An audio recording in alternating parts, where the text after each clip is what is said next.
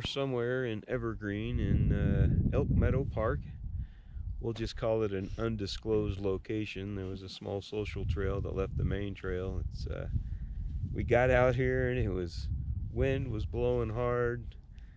It's supposed to be 40, 50 degrees, but with the wind it was really cold. So we just started walking, got ourselves kind of on this little bluff area where there's some trees and feels like a windbreak, so it's kind of nice. But still kind of cool. Puppies are hanging with us here, and Laney's kind of first outing into more of a rugged terrain versus an urban park. So this is all new for her. Mia's her typical self. She loves it. But just found a nice little spot off trail, followed a little social, and kind of found a nice little area to hang out in the sun and relax and get this Q&A underway and see what we can come away with here. First question, what camera gear did we use to capture the video and photos? Good question. One that we thought long and hard about, because what we wanted to take versus what we wound up taking, completely two different plans. We did finish up a review of our electronics. There's a video on what worked and what didn't. I think it was the fourth video. We talked a good deal about what we did wind up taking, but for Q&A purposes, we wound up taking the GoPro Hero 7 Black.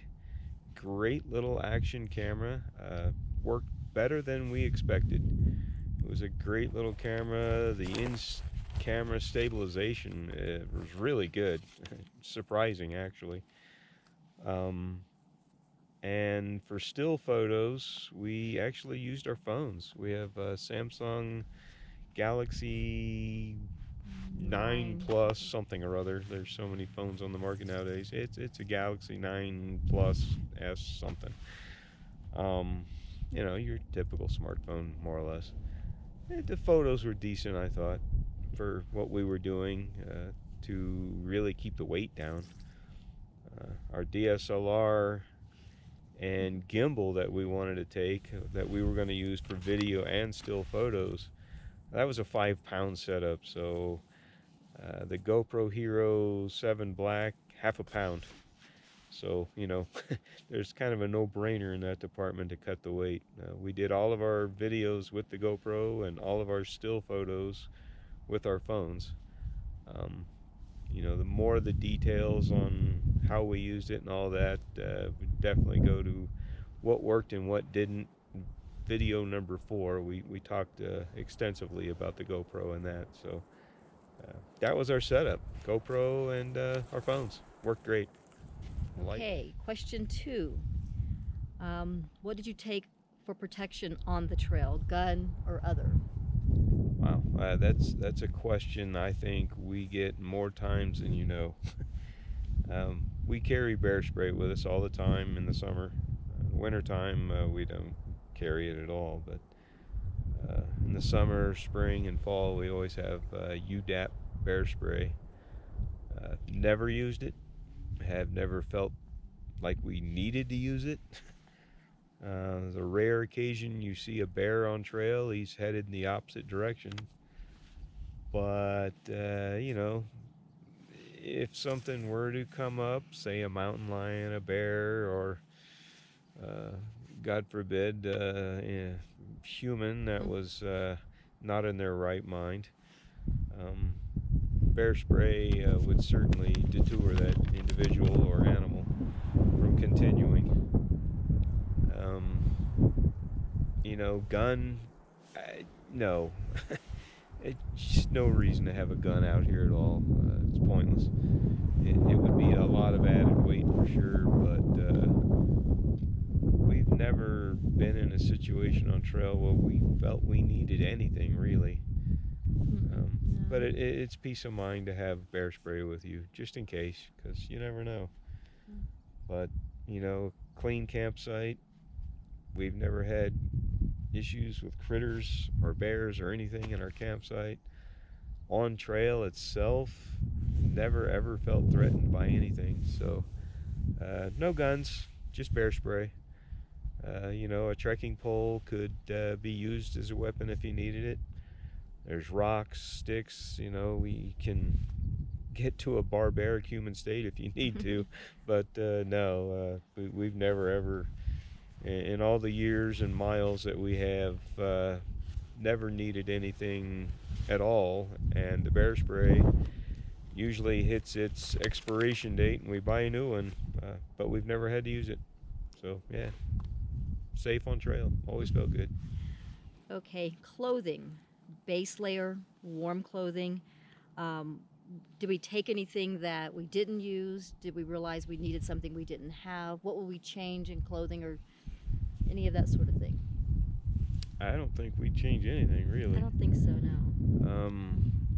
We were planning for several years and reading and learning and figuring out exactly what kind of clothing we would want for the months that we were going to be on the trail, because there's highs and lows in the temperature department and weather anomalies, and we kind of found something that would work for all of that really.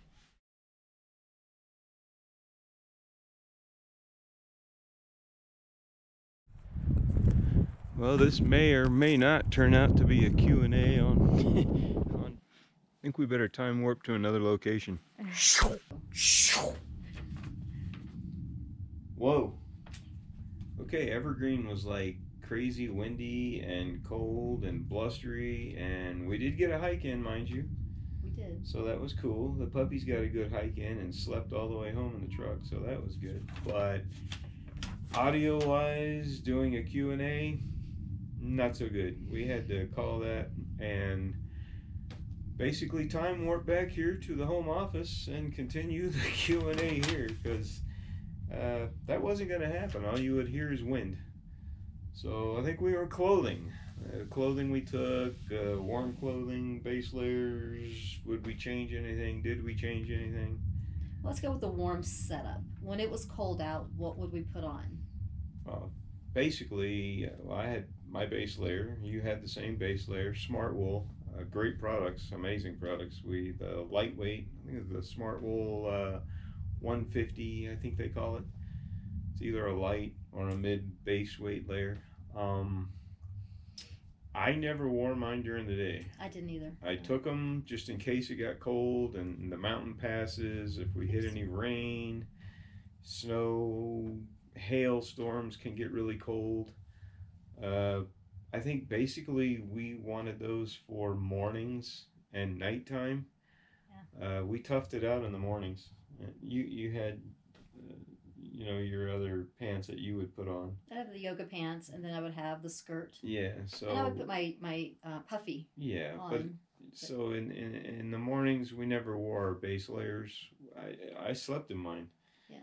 Best sleep I've ever had in a tent. I had fresh pair of clean socks that I never wore on the trail. I only slept in them, and a base layer from Smart Wool. And I would take all my other clothing off, and wouldn't sleep in any dirty clothing. So they always stayed clean, and they were always fresh.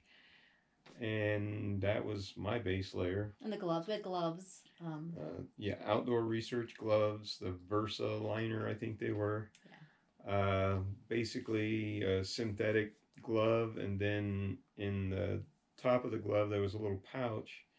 You could pull out the rain liner, which would waterproof the synthetic, I pulled the liner out a couple of times just because it was windy and put that over the glove, and that worked out great. Probably wish I would have had a little warmer gloves sometimes, but it only a handful of times. It wasn't bad. Yeah. More times than not, we never used the gloves at all. I think only in the mornings. I never slept with them. I just used them early in the morning when we'd get on the trail at first, because it was always real crispy, especially like halfway through, say segment 18 or 19 onward. We had frost almost every morning, and in the higher altitudes always cold in the mornings. But other than that, yeah, the gloves, no big deal. I didn't take a little beanie cap at all. I just would use my jacket. My puffy had a hood on it, and I would use that. You had your cap. So just baseball hat. Yeah. But to stay warm, puffies. You had Arc'teryx. I had the Mountain Hardware. Mm-hmm. Yeah, they were good. Perfect. We use those on any given day now when we go hike. It gets below 32 and they're great. Once it gets above 32, they can get a little warm. So it's kind of, activity wise, if you're moving, you might not want to wear it. And something to think about with the puffy. Again, ours, we would have to put the rain gear over if it were to rain. Yeah. But we it never happened. Didn't have an but we also had the umbrellas. We had the umbrellas too. So that would keep them dry. Right. So that never materialized, never happened. So no big deal. So yeah, staying warm. The base layer, which you never use during the day, only to sleep in. The puffy did perfect. The socks that we had were wool socks, so they worked warm or cold. I had the darn tough. Yeah, darn tough is on you, and then I had smart wool. And it's the flip. I slept in darn toughs. Yeah. So. What would you change? Anything you would change, or I wouldn't change any of those items. Or anything you wanted? Would be. If anything, maybe a little warmer glove. They did okay. Yeah, they did fine. But not too bad. My hiking clothing was like, general hiking clothing I would take on any given day. I love Columbia clothing. They use the materials that breathe. They wick moisture away from your body, which is real nice. They always dry really fast. So I just had a pair of Columbia pants that were zip-off legs because I like to hike in shorts. In case it did get cold, I could put the legs back on, and a Columbia button-down shirt. They breathe really well. That's all I wore during the day, which was fine with me, and a ball cap. You had a little different setup this time than you have in the past. As far as you hiked in the skirt. Hiked in the skirt, which again, I think I mentioned before. I didn't think I would like it, but I did. It was cooler than keeping the yoga pants on, and it was comfortable. Yeah. I thought it would feel uncomfortable, but it didn't. So then I like yoga pants when it was cold. Yeah, yoga pants in the mornings for sure. Take the yoga pants off when it was warm. Mm-hmm. Put them back on if it got. The skirt. That was a Mountain Hardware product. Don't remember off the top of my head. I think it is actually. Yeah, well, in the bottom of the comments of the video, we'll have a link to all of our equipment, including the clothing and where you can get it. So just take a look at the bottom down there. We have our list of all of our gear. But I'm pretty sure it was a Mountain Hardware product. Now you say, yeah, I think so. I think the only big clothing problem we had were our shoes. Right. More you than me. If there were any changes that we did, it was definitely our shoes. A lot of people go with what's popular. Don't get trapped into that. Find out what your feet need, what your feet like, what you feel comfortable with, and go with that, because there's a lot of brands out there that people talk up, and that's what worked for them. So we started in Ultras, the Lone Peaks. The zero drop is the key here. The Ultra shoe itself is really comfortable as far as the width. I like a wide toe box, perfect. But the zero drop, it's basically hiking in your bare feet more or less with whatever cushion the shoe has on it. There's no drop in the shoe at all. It's just flat. So look into that. If you're looking at Ultras, look into that, because it might not be for you. You wear heels a lot on any given day, not hiking. Mm-hmm. Right. So Ultras, it was not for you for sure. Yeah. You just weren't ready for that, and it messed up your Achilles tendon. Yeah, it did. It was bad. But the Ultras were okay with me. I'd been wearing Ultras before we got on trail. I had too, though. I had been. Yeah, Yeah. you were hiking in them, but Quite a bit, actually, I working out in guess them. I don't know the long duration or the uphills. I had noticed it before the Colorado Trail, but I didn't make the connection. Right. I didn't know that was being caused by the shoe. I was thinking, what is wrong with my legs? What Yeah. what am I doing here? And I would stretch. I would do various things and Right. try to research it. I would have. So yeah, I switched to a different shoe, Yeah. the Hoka ones. I think it was the Stinson ATRs what I ultimately switched to, which was plenty of room in the foot box. Really, really felt a lot different. It did have a small drop in it.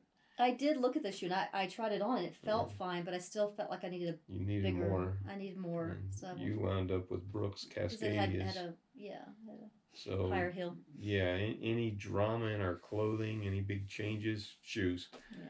Shoes are huge because the impact over 500 miles is really important. You can deal with just about anything else, but your shoes on your feet are getting pounded for 500 miles. Yeah. That's huge. So I don't know. Other than that, our clothing, was pretty much the same as it always is. Yeah. No big changes except for the shoes. The skirt was a big change for you. You never hiked in one before. But I had been wearing it before. Well, yeah, before leading up to the trail. Right, in preparation. But over the past years. Right, we were just wearing the clothes beforehand to see, hey, what do we think of it, everything. So. But that was a good change for you. It was a great really change. I think we discussed it. You're actually the one that found it. You said, you bought it for me. Try this out. Yeah, so. Yeah, it was great. But yeah, that was just the shoes is probably the biggest thing we would change. Yeah. Stayed plenty warm. The puffy jackets and our typical just hiking clothes that we wore day in, day out. So yeah, clothing, no problem, all good. Next question, resupply. How, where, hitches, how hard were the hitches? What food do we take in the box versus getting food in town? Was it difficult to get those things as well?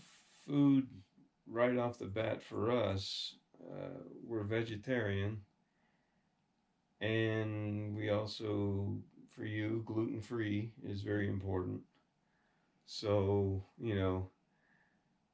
that right off the bat, you have to really consider, what is going to be available in those towns versus knowing for sure and sending your own food ahead.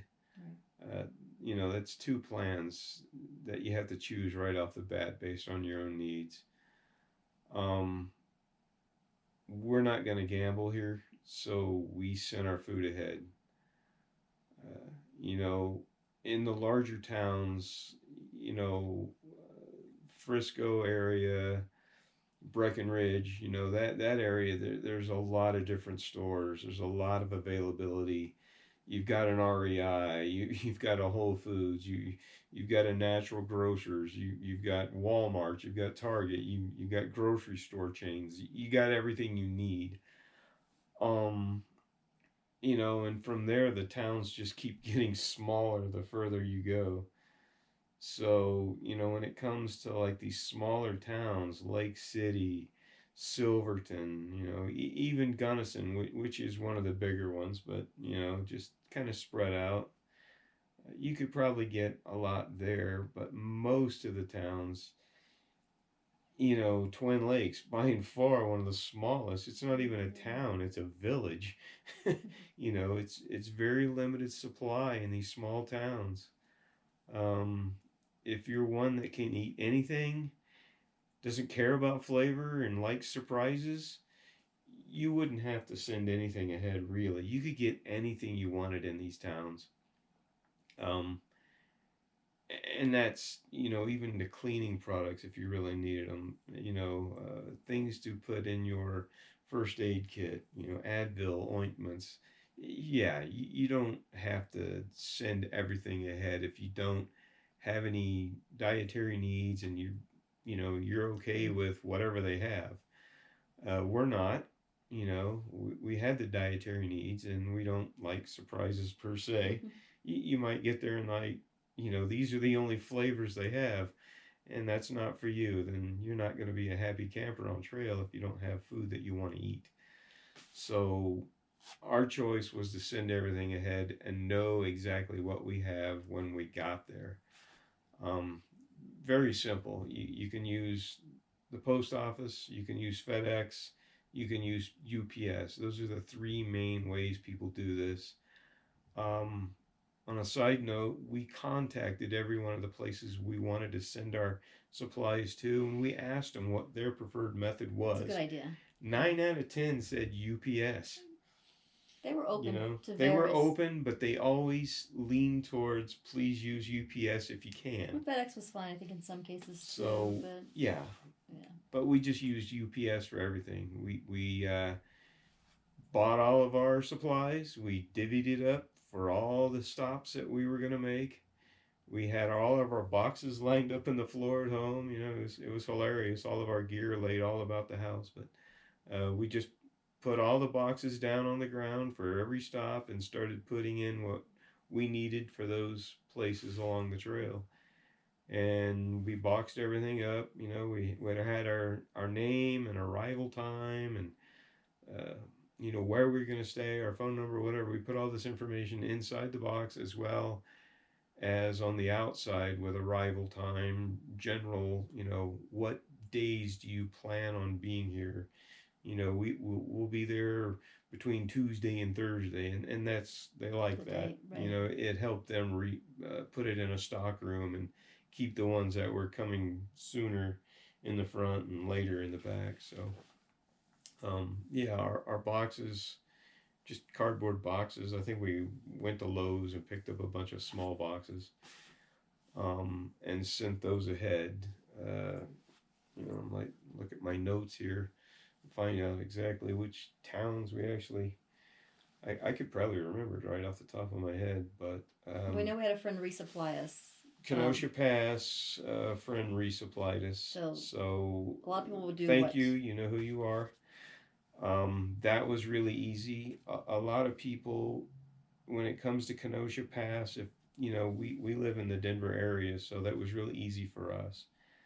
Yeah. It's an hour away. It's not far. If you're coming from out of state, the best two places in that area that a lot of people use, Bailey. There's Trail Angels in Bailey. They will come pick you up either at the beginning of segment 5, end of segment 4, segment 5. There's a really good trailhead that a lot of people use for Bailey. You can either go to Bailey from there, or you can get to Bailey from Kenosha Pass, either way. As well, Jefferson, which you would access through Kenosha Pass. Further west on Highway 285, a little further drive, I think. Don't know much about Jefferson. I would have to say there's a limited supply in Jefferson. Yeah, so. Not a big supply in Bailey either, but probably a little more, but not very much. They both have general stores.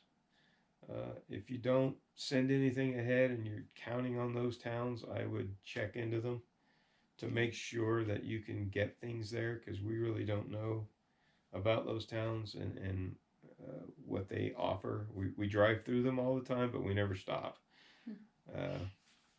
So you'd want to see, what availability they have as far as food goes. I would say Bailey would probably be the easier one. There's also a hostel in Bailey that people stay at. I don't know the name offhand. I'll try to look it up, and we'll put it in the video. Heard a lot of good things about the people at that hostel, and they'll come and pick you up and help you out. So not a bad deal as far as Bailey or Jefferson goes. We resupplied at Kenosha Pass with a friend, so that was real easy for us. The next one would be Frisco. Frisco, Breckenridge, Copper Mountain area, really easy to use. There's a free bus system that works throughout all these towns, so you can move around no problem using the free bus system, and it's year round. Easy to use. There's an app you can get for your phone, or you can go online and it'll tell you exactly which bus to take where, when it's going to show up. So really simple to use. We stayed in Frisco, so we came off the trail after segment 6, and it comes right out on the highway, comes right out at a bus stop. So it's so easy. And we took the bus into Frisco. We had actually sent our resupply box to the hotel we were staying at Frisco. They were really good with it. We had a room set up, which we didn't do that beyond Frisco. We knew that we could get to Frisco at this date. It's a no-brainer. Yeah, so we did have a room set up. Everything else we had to be fluid with, but Frisco, we did reserve a room at a hotel and had our box waiting for us at the hotel, and the hotel was really good with it. So that was super easy. But, you know, again, there's a Whole Foods, there's a Natural Grocers, there's other grocery store chains, there's, you know, Target, Safeways, you know, everything you need. There's an REI in, I think it's in the area. It's it's easy to get to. You can get to it on a bus, no problem. So you could easily resupply without sending anything there. So that was a really easy one. Let's see. After Frisco, we did Twin Lakes. We had a box. And Twin Lakes is very small. There's the Twin Lakes with a general store. There's a general store. There's probably one hotel and a handful of cabins. But we sent to the store. If you wanted to stay overnight. But yeah, we sent our resupply box to the general store. Very nice people. They do have products there if you don't send something ahead. So you could resupply. You could pick things up. Again, because we're vegetarian, gluten-free, we wanted to know what we had. So we sent a box. They had it for us. Easy to get. No problem. We didn't even stay in Twin Lakes. We just got our box. Had some lunch. We went to Punky's trailer. You know, they just had some quick throw-together meals, and you could sit in a little area behind there and just relax and go. And we went through our resupply box and everything. So real simple, in and out Twin Lakes. It's on trail basically. Easy to get to, no hitching or anything like that. So that was another easy resupply. After Twin Lakes, we did Salida. Or no, Mount Princeton Hot Springs. Yeah. Again, very easy to get to. It's on trail. So Mount Princeton Hot Springs, you can stay there or not. We wound up staying there. Funny story. If you watched any of the videos, you know, look at the Mount Princeton resupply. That was a real shocking, surprising situation. But it was nice. It was a nice. Not hard to get to. You basically have to walk through the area on trail. A little road walking actually. So no hitching involved there. We had sent our resupply box to Mount Princeton Hot Springs, so they had it ready and available for us. They have a general store as well right there on the property. You could probably resupply with just about anything they have there, so not necessary if you don't have any dietary needs again. So another easy resupply point. And then we went to Salida. Salida, now you're talking about having to hitch a ride or hopefully get a ride from somebody near the trailhead. We got really lucky. We came off trail and a trail angel was in the area dropping people off at the trailhead to continue on their journey. And right as we were coming off the trail, and he just looked over and basically said, "Are you guys going into town?" And we were like, "Yeah." He goes, "Hop in. That's where I'm going." So nice. We got super lucky. It's a highway, so there's a lot of traffic if you had to hitch, you know. There are also... but there's trail angels in the area. So you can contact and see. Yeah, get the list. from the Colorado Trail Foundation on Trail Angels and resupply points and everything. Send them an email and ask for the list of Trail Angels, because that's a really, really good source to get in and out of any town to see if anybody's available. Super easy, wonderful people that want to help people out on the trail, because basically all these people have hiked the trail before and they know what you're going through, so they're more than willing to help out. We just got lucky. There just happened to be somebody there, and we got a ride into town within 5 minutes of coming off the trail, so super easy. We got into Salida. There's a natural grocers there. We went and got our resupply from Salida Mountain Sports, an outfitter in town. Everything. They have everything you need there. So you wouldn't have to send anything ahead. Big selection, I'd say. Really nice people in there. They had our resupply box readily available for us. So we got that, and then we actually stayed overnight in a hotel there as well. I guess our only chief complaint there is we got a hotel a little further away than we wanted it to be. But there's a hostel there in Salida, real close to the area where all the resupply places would be, and they probably take resupply boxes too. Yeah, I'm sure. So in the heart of the older part of Salida, the historical area, that's the place to stay. Our hotel was away from there, so we had to walk in and then walk back out.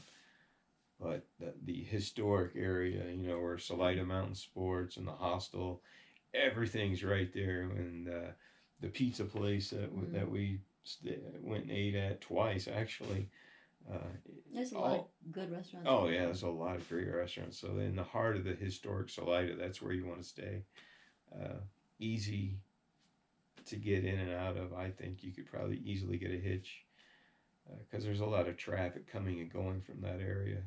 We got lucky going back as well. We got really lucky going back to the trailhead. We had met some other hikers in town, and they had already secured a ride back and asked us if we wanted to go with them. Nice, yeah. Which was just perfect. So yeah, Salida, again, you wouldn't need to send something ahead, but we did because of our dietary needs. Yeah. Then after Salida, where did we go? Where did we go? Gunnison? I think Gunnison, is that? Yeah, Gunnison, Highway 114. And that one. That's the hardest resupply out there. I think other people, go to Creed maybe? No, they go past. They just blow it off altogether. And they go to Creed or Lake City, I think. Yeah, Creed or Lake City. We did Lake City. It's further down the road. So if you pass Gunnison, you're Gunnison, prepared to carry food for a Gunnison's, that's going to be a hard one. It's a hard hitch. We should look at the mileage. There are some trail angels in the area, very few. But it's like 40 miles. It's right? 40 miles one way off trail, so you would have to contact somebody and hope. There's only one person, I think, on the list. Yeah. And he, we did get a hold of him. Yeah, and he was really super great. He's kind of busy. Yeah. He works. He's working, so. Yeah. Not an easy place to get a ride. It's a small 2-lane state highway out in the middle of nowhere. So you come off trail, and the trailhead is like a half a mile to the next trailhead. You walk the road a little bit to the parking lot where you would pick up the next segment of the trail, and that's where you'd want to go anyway, because there's a parking lot over there for the trailhead. And if there's going to be any vehicular activity, that would be the place to go. Again, we got lucky. We were walking down towards the next trailhead and thinking if we can't get a ride, we probably have enough food. We can make it work. We'll just keep going. Yeah. But we got lucky. There was a couple that was shuttling their own cars around. They were section hiking. And they saw us standing over there on the highway, and they kind of waved at us and said, "Hey, are you guys going into town?" And we were like, "Yes." They were like, "Come on, we're going back to Gunnison." So we got super lucky again. But we did try for a few minutes. Yeah, we stood there for a few minutes before they showed up, and it was looking like it was going to rain and storm, and we didn't want to be standing there on the road during that. So we were almost to the point of saying, let's just scrap it and keep going when they did show up. So, and we did have a resupply box in Gunnison. At the hostel. At a hostel. So they were more than willing to take our box there, but you know, getting a ride in and out of Gunnison, that's probably the hardest one, I think, on the trail. Yeah. We got lucky again. But yeah, we got a hotel in Gunnison, stayed the night. You know, went and got some food and, you know, relaxed and cleaned up and went and got our resupply box. And then, you know, the next morning, again, we met another hiker that was also in Gunnison who actually, I think you guys were talking and found out that we were both at the same hotel, oddly enough, and they had a ride the next morning and offered us a ride, and so we were like, you betcha. So but Gunnison could be tough, and I've heard stories. Yeah, Gunnison's hard. Yeah, so some people don't even try it. We just got super lucky. I mean, I've heard it both ways. People have hit the highway and got a ride within 10 minutes. Some people have said, I stood there for an hour and nothing. Yeah. So it's a roll of the dice to go into Gunnison. We got lucky. We did. Yeah. Very grateful to everybody who helped us out there. Thank you so much, because that was a big fear of ours, getting our resupply in Gunnison. So after Gunnison, Lake City? Lake City, right? Lake City is, there is a scheduled shuttle once a day. Through August, I think it. Yeah, through August. It goes to Lake City once a day, and they bring people back from Lake City once a day. So you have to be there when the shuttle's there. I think it's 12 and 12:30. They leave Lake City at 12, and then they leave the trailhead to go back at 12:30, something like that. So you have to be there by 12:30.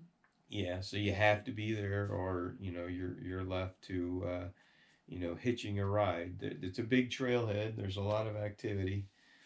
It's a pretty long. I think it's 20 miles or so. I don't know. Yeah. But there's a shuttle, so that made things really nice and easy. And then we sent our resupply to the, I don't know, some cabins that we were staying at. Right, yeah. I don't remember the name of the cabins right now. No, actually, we sent it to a resupplier. We sent it to no, we didn't. You're right. Yeah, it was a we sent it to the resupply. You're right, we Let's did. see if I have it here. The Sportsman Outdoors. Yeah, that's right. But in Lake City, it's so small, we could just walk to everything. We walked to everything. There's other places than Sportsman Outdoors, but they had a pretty decent selection, I think. If you didn't want a resupply box sent, you could get stuff there. And then there's a couple of little stores too. So you could, you know, now we're getting into a much smaller town, so not a big selection, but there's enough there you could resupply with if you needed it and didn't send anything ahead. Really nice people. They had our box ready for us. So that worked out really easy. And then the next day we spent full zero.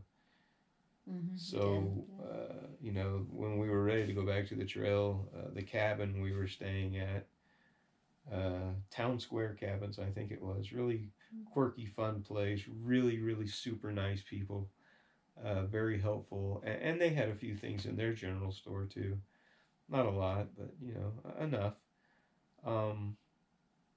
But the shuttle picks up right there at the park in the center there of the kind of historic area, I guess you'd call it. So these are volunteers. It's not like a bus or anything like that. These are people volunteering with their own personal vehicles.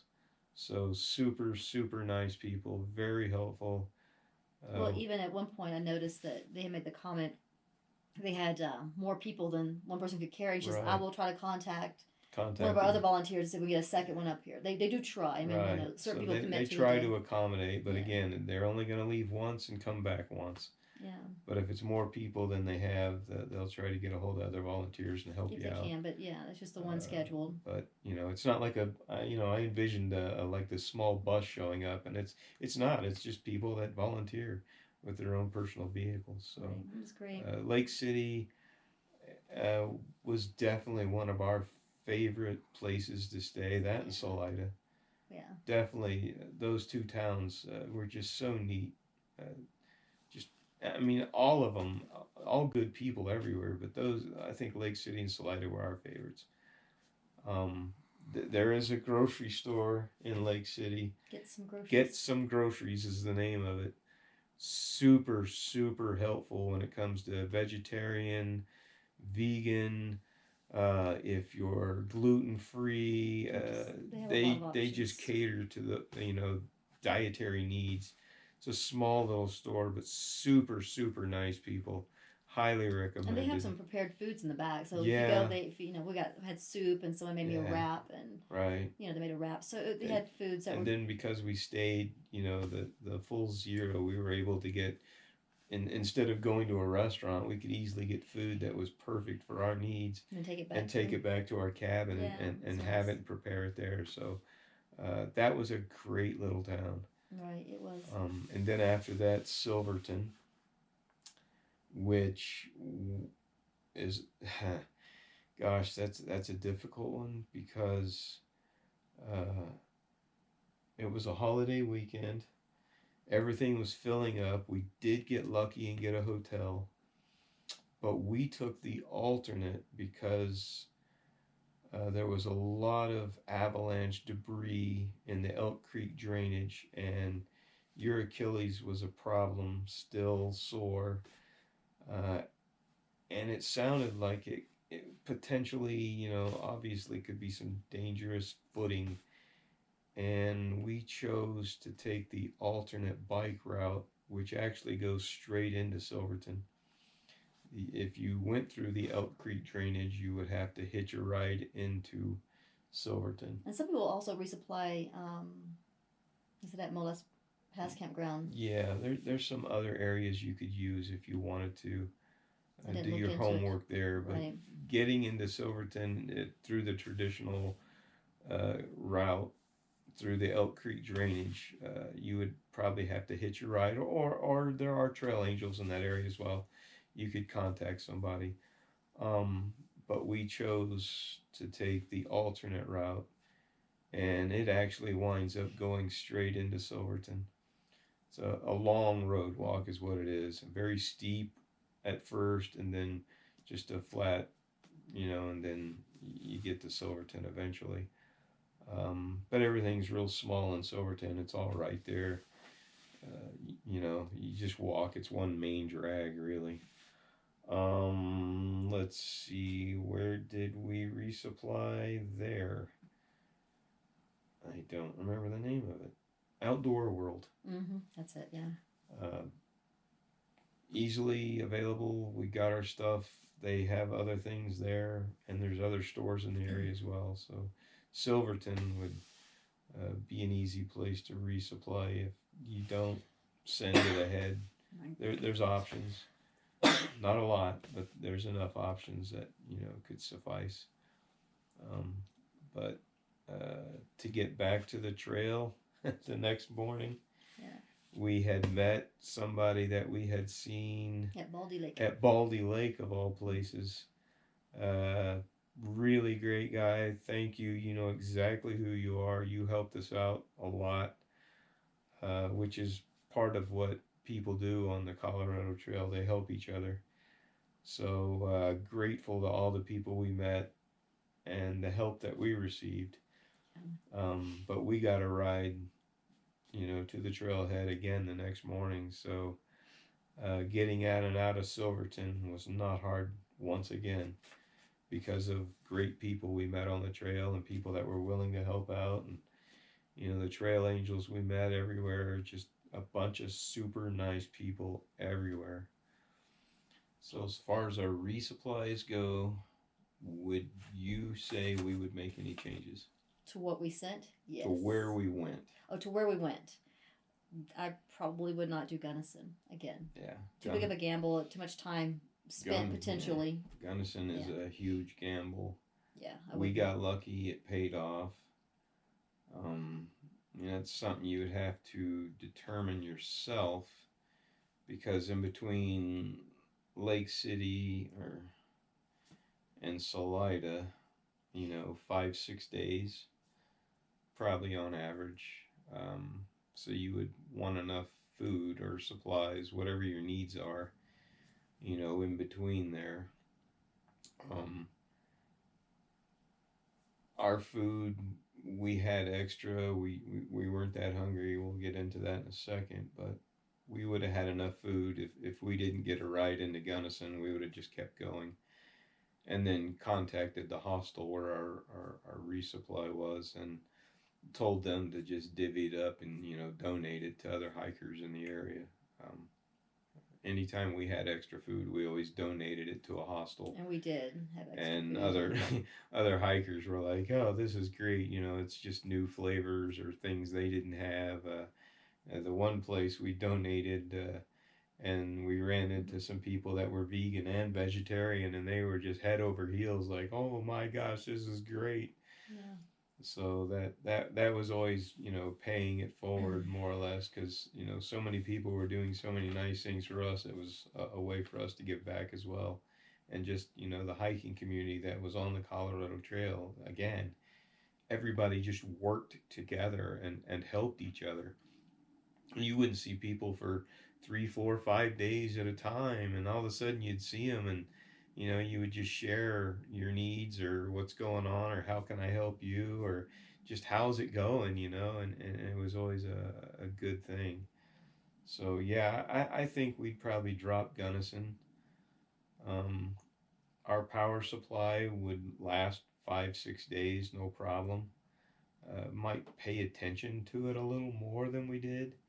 4 days easily covered our, you know, our brick, easily covered our power needs for 4 days easily. And I would think 5 days would certainly not be a problem either, you know. But if we were stretching it 6 days, even to 7 days, yeah, I think we would watch it a little more and just make sure that we were using it, you know, sparingly to where we could make it stretch that far.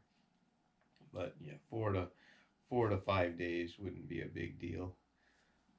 Anything beyond that, but yeah, Gunnison we drop. You just go to Lake City. It's just so hard, right? And it even beyond that, the whole time we were going, thinking to ourselves, I hope we get a ride. It was always, you know, a big question. This is a gamble. Are we going to get a ride? It would just been easier to say, oh, look, we're at the end of the segment, Highway 114. Yeah. There's the next segment, and just keep going because it really was something in the back of our mind that we worried about a lot.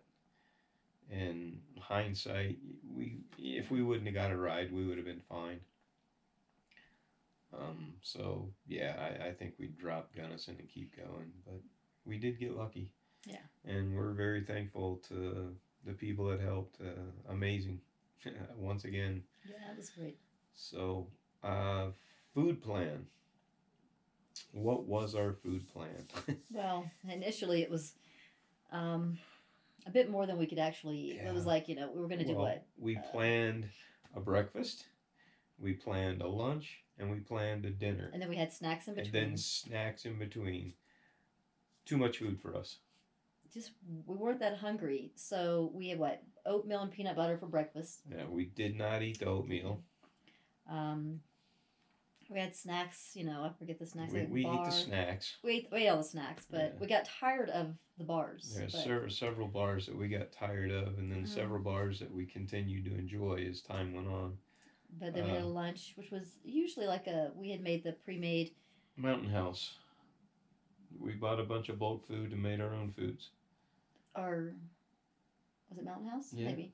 It was Mountain House. Okay. I'm pretty sure it was. But we bought a bunch of bulk foods and pre-made our own lunches. Right, with mashed potatoes and.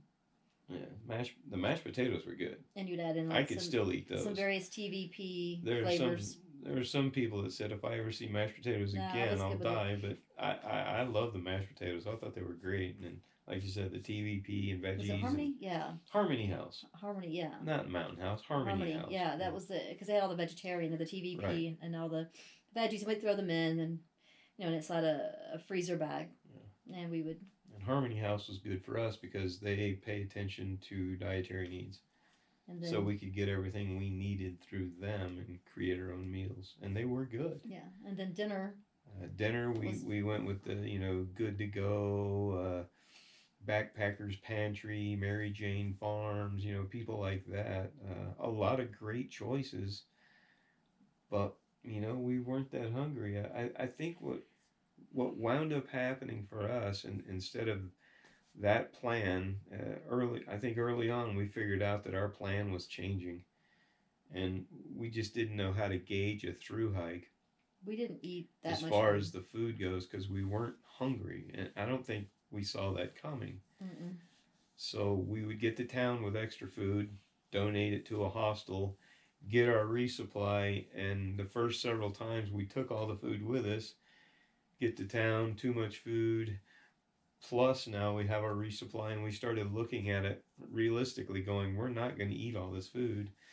So we would take the extra food we had, plus food that we figured we weren't going to eat, and take it to a hostel and donate it. And that, it also took our weight down, which was good. But it kind of made it more realistic in what we were going to eat and what we wanted and our needs. Because it was a learning curve. We'd never done a 500-mile trail. Well, I think we discovered, if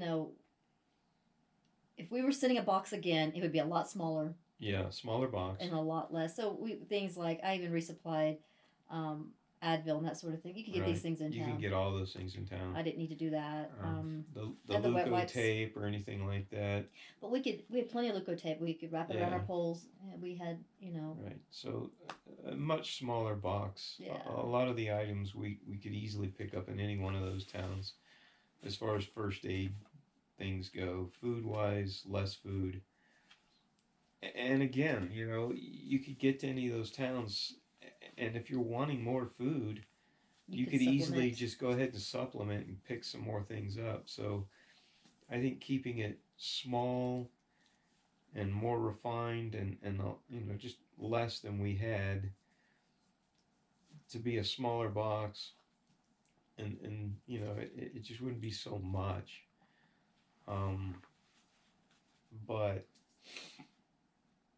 I don't know, it even our snacks, it just, some snacks we didn't like anymore, and some snacks we continue to like a lot. So we added snacks. If I were going to change something up, I would say switch up the foods you're sending ahead. Don't send the same things, because eventually you're going to get tired of some of these flavors or some of these foods.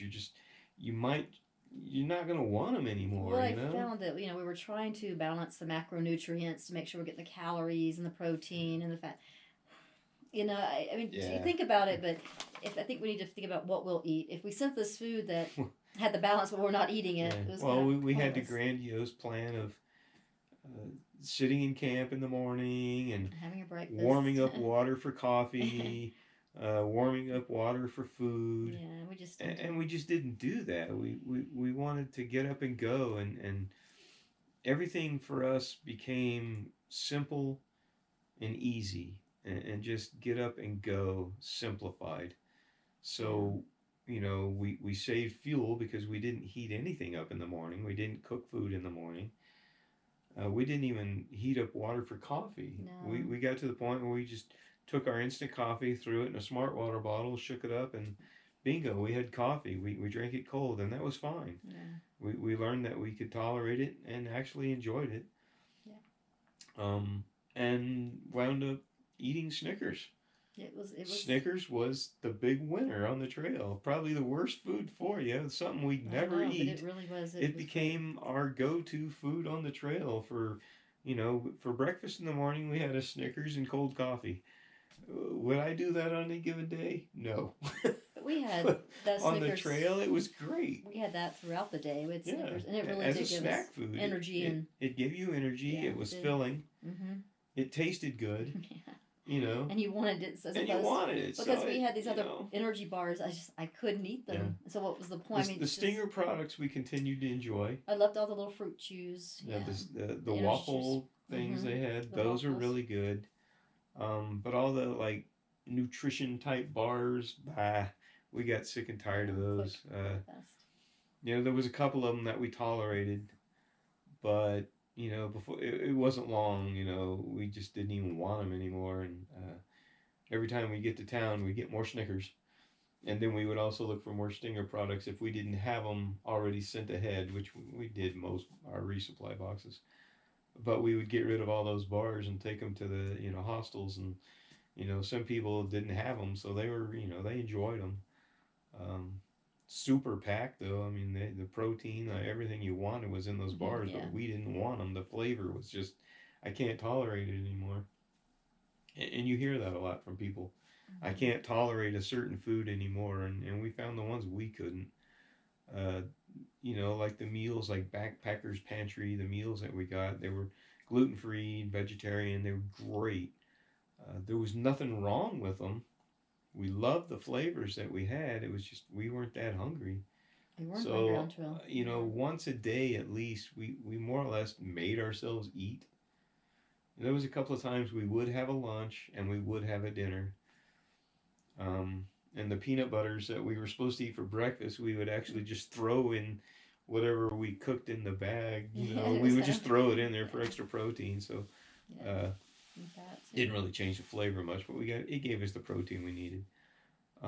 But yeah, we would basically make ourselves eat almost because we weren't hungry. I wouldn't send a breakfast again. I would just No, I wouldn't either. I would just eat a Snickers or something light like that in the morning, and the coffee, and that sufficed till lunch. And we usually would eat something at lunch for sure. And then, not always, but we got to the point I think later in the trail we ate a big lunch, and then went light for dinner. Later in the trail, because we would just get to camp and we would just kind of deflate and lay down and chill out and talk about what we'd done for the day and look at the photos we took on our phones and talk about what we were going to do the next day. But not a big dinner. So, and a couple times we ate dinner for breakfast. I know there was a couple times we got up early and we'd walk 2 or 3 miles and then eat a dinner and go light for the rest of the day. So change, less food and different foods. Mix it up, change it up. Don't send the same things because you will hate them after a while. You won't want it. It was tough, yeah. And then when we got to town, we would eat like no tomorrow. We ate everything in sight. But when you get into town, there's all kinds of choices, even for vegetarian and gluten-free, vegan even. Yeah, we found all kinds of options wherever we went, even in these small towns. So there's always something somewhere that you can get, depending on your dietary needs. And if you have none, then you're good to go. You don't even need to send boxes ahead. You can get anything you want all the way through the Colorado Trail, I would say. I would think. I didn't look that close at the meals. I did occasionally. I would look, and I could see the brands. You knew the look of the brand, so you knew they were available. What meal it was, I don't know, but you could see the brands on the wall over there on a shelf, so they were there. I didn't know what they were. I didn't look at them because we didn't need them. But you could certainly go ahead and not send boxes ahead and definitely do that. What else was in our box besides food? We had the dehydrated wet wipes. We had resupplied, various things for the first aid kit that we didn't need. Well, we didn't need. The wet wipes, I would definitely say send ahead. And whether or not you want to dehydrate those, I mean, we did. I would highly recommend dehydrating. It takes a lot of the weight down. Some people say they don't do it. It's time consuming. Yeah, I would. And it didn't take anything to rehydrate. We had water. You just poured a little water on the dehydrated cloth. It became hydrated quickly. Yeah. Boom, good to go. Yeah, it was nice. It was worth the effort to dehydrate them before we went on the trail and send them ahead. It was a weight savings. It's great. We had resupply of Luco tape, but we just didn't need it. We had we way more. didn't need We it. had way more in the boxes than we needed. So Yeah, definitely less food. because you can get the Advil in town. Luco tape again. You can wrap that around your pole like you did, or had it. Less food, less products for hygiene. We sent Dr. Bronner's soap. The soap. And we did every other. I think that was every other box. Every other box. town, and we would probably still do that. Because we use it. But you could pick things up in town. You probably could, yeah. You know that's again. We live a rather natural based. But there was chemical free lifestyle, and we try to keep things as natural as possible, and that's why we went that route. And we were going, scent free too, unscented. Yeah, and that was that was more the scent-free. issue than anything else, is unscented, because you don't want anything. You want to contain and keep as much odor at bay. For bear safety and other animals getting. If they smell, they're going to look for it. So, a lot of our hygiene products were scent free, which worked out really good. But I ended up running out of was it sunblock, and I don't think I had any, so I bought some in town. Yeah, just pick some up in town. You do what you have to. Towns have all that sort of thing. You could get sunblock, you could get hand sanitizer, you could get everything in town. Most of the things in our box we didn't need. We did send a favorite treat of ours is these cookies as a treat for getting into town. They're gluten free, all natural, vegetarian, whatever cookies that we really like. A real nice brand that we really like a lot, and we would send those ahead as a, hey, you're in town, here's your treat. So we enjoyed that. Well, things like vegan jerky. Yeah, we got the Louisville vegan jerky. That's hard to find in town. That sort of that's something you're not gonna find. That's a rare thing that was to find. A lot of things that if you eat regular jerky. Yeah, who cares? You can get that find anywhere. In town. It's just we wanted the vegan jerky. If you have the dietary needs, I think that's and you don't want to gamble. That was a lot of it. That's exactly why we did send it ahead. Not even about natural. It's just because we had the dietary needs. Right. That was the biggest reason, I think. And then the unscented. I wanted unscented things as much as possible. Yeah, definitely. Because when I did get the sunblock in town, I was out. It was a little scented, but it was fine. But we got through it. And I just put it in the bear bag at night. Keep it in the bear bag at night. Wipe off when I got in it. It's all good. Yeah. But yeah, that was our food plan and how we got everything to our resupply points, how we got to our resupply points, the few changes that we would definitely make, but it worked out, I think. So less things in our food box, and not stopping in Gunnison. The only changes we would have made there, but everything else worked out really good. It was a solid plan. Again, the places that we picked everything up at, super helpful. And definitely had other options if you needed it. So, food, a big worry to a lot of people that are going out on a 500-mile hike. You don't have to worry that much, because you're going to find what you need in these towns.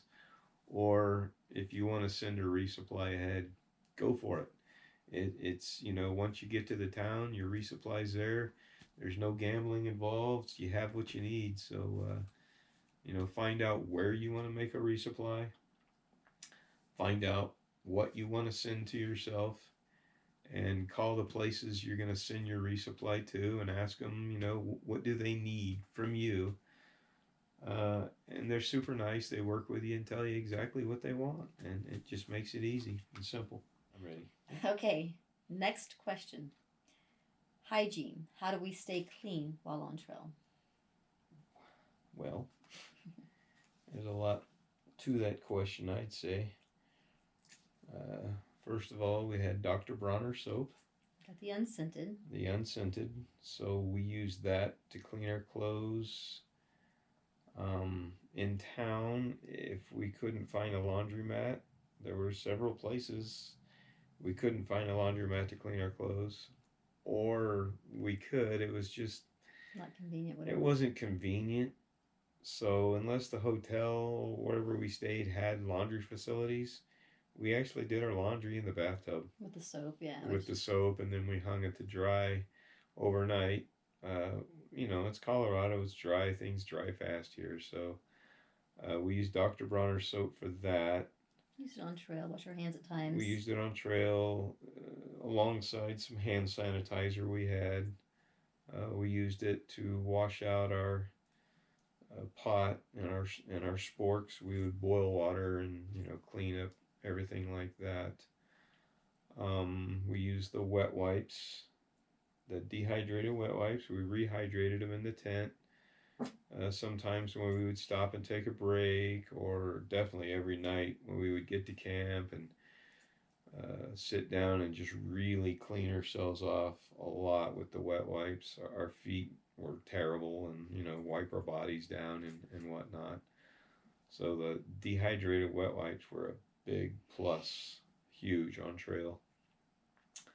Um, a little travel toothbrush, small little thing. Yeah. That worked out great, lightweight. A small travel thing of toothpaste that you get those easy. lasted. You could pick those up in town, so that was easy. Little deodorant. We had a little floss, a tiny little tiny little floss, which you can use for needle and thread if you need it. Right. We had a small little salt stone.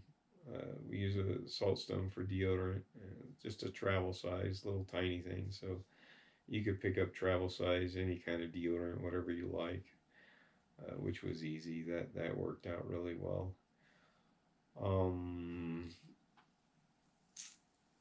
Let's see. We used a towel that we picked up from REI. They're really lightweight, yeah. A couple of them. Yeah. And I think we designated one would be used for food, one would be used for just general purpose. Yeah, hands, whatever, yeah. And that really super lightweight, inexpensive little towels that we had with us on trail. So that was, easy to always clean up a mess. We were always careful when we were eating or brushing our teeth or doing anything on trail, not to make spills or anything like that, to keep messes down, as well as spreading odors. You don't want to do that out there on trail. You don't want odors on your clothing, or sometimes we would have to eat in our tent, when we would stop, because the mosquitoes were so bad in some places. We would eat inside our tent, so we were always very careful not to spill anything. So we used our towels there. Speaking of mosquitoes, we did take bug repellent. We did have bug repellent. It was more of a natural bug repellent. You can get it at Target. So it's like a Cutter's. Yeah. It's like a lemongrass oil. A little less of the over the top. But you can get the DEET, and I might do DEET. Yeah, I would say if we made a change in that department, we might just go with DEET. I need it because mosquitoes are ravenous, and they like you. They do. Lot. And I'd probably use DEET next time. I don't normally use it, but I would. I didn't have as much a problem with the mosquitoes. Yeah. I did have bites, which is abnormal. I normally don't. So I still would probably stick with the lemongrass Cutter thing, but I think maybe, well, of course, we wouldn't want to carry two things, so I'd just use whatever you use. I'd use the DEET, yeah. But definitely DEET, because they were pretty ravenous. They were pretty bad. And we were late July through the first week of September on trail. They got better the farther we went on. The last half of the trail wasn't so bad. Yeah. The first half was pretty bad. Yeah. There were some areas in there, prior to segment 19, anything before that, Holy Cross Wilderness, whoa. Yes. I remember saying this is the Holy Mosquito Wilderness or something. They were bad. Else, and then the age-old question, how'd you do your business? We had a trowel. So we would, get up in the mornings and you would find a nice quiet location, always with a view, and take care of your business, dig a cat hole. And we did take toilet paper with us. And with the wet wipes too, that you can. And the wet wipes, you know, so you could make sure your backside was clean. We did not leave our toilet paper or wet wipes with our business. No. We packed that out. We had a special little doggy bags we use for our dogs, and that would be our little special bag for that. That doesn't break down like your business does, and that's just good trail etiquette. Pack it out. Don't leave it there for somebody else to find. In the event an animal digs up that space, you know, you're gonna find toilet paper strewn about, and that's just gross, and it's not right. So do everybody a favor, pack out your trash, even your toilet paper. You know, we, like you said, we took a little doggy bag with us, and we would put it in there, and then that doggy bag would go inside another bag. It was our main trash bag. Until we found a trash can, got to a trailhead, or got to town and threw our trash away. It's just something you do. It's responsibility on trail. Do the right thing. But that was never hard, you know.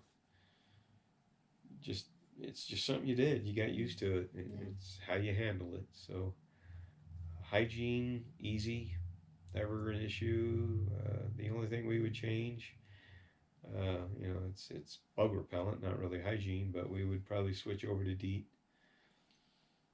Just to give you more protection. People talked about this, and I think I may have had it in the beginning. Like maybe powder to soak up the oil in the hair, of your hair, and then combing it through. But I think I just decided, Right. And I think I ditched that idea. Yeah. But you know, though my hair gets so oily, I'll put some on. But yeah, and I understand why people do. It keeps it. Well, you know. And you're gonna smell. You know, by the time we would get to town, our clothes were pretty rancid. You know, we had multiple 2 extra pair of socks and then underwear. And you would rotate those out every. You know, I think on average we were 4 days in between towns, so you would wear it for 2 days and then switch to the other one for the other 2 days, and then you'd clean everything once you got into town. So, not a big deal. I think it was a pretty solid plan. It worked really well for us. Pretty simple again, basic. Yeah. And no issues. Just keep everything scent free, and anything that does have a scent, keep it contained. Yeah. So other than that, we never had any issues cleaning our clothes or our bodies, and keeping ourselves healthy on trail in that department. So that's good. Storms, how did you deal with them? What was the plan if you did? Yeah, and that's what it boils down to. What was the plan? Because we did not have a lot of bad weather. We were in a very blessed situation. We were in this bubble where it was the height of the monsoon season, traditionally speaking, and it never happened. We did not have any bad storms. I can count on one hand during the day how many storms we had that would make us stop hiking or seek shelter. You know, we had rain and hail and thunder and whatnot at night several times. But we were already in our tent and we were set up and everything was good. So that wasn't a problem. I guess, you know, thinking about it, it's just something that we've always done. When you camp somewhere, consider where you're camping, and, you know, don't camp by the tallest tree in the area. Camp by a smaller grouping of lower trees. You know, and that's just something you want to do, because lightning's going to be attracted to the tallest tree. So, you know, and don't camp next to, say, a single tree. Camp near a grouping of trees, and make sure those grouping of trees are lower than some of the other trees in the area. Never worried about it, though. Of course, it's always the planning to go over a pass early in the day. Yeah, you definitely consider, in Colorado, storms form anywhere from 10 o'clock on. So, you know, if you have a mountain pass or an above tree line area that you're going to be crossing through, you want to do those as early in the day as possible.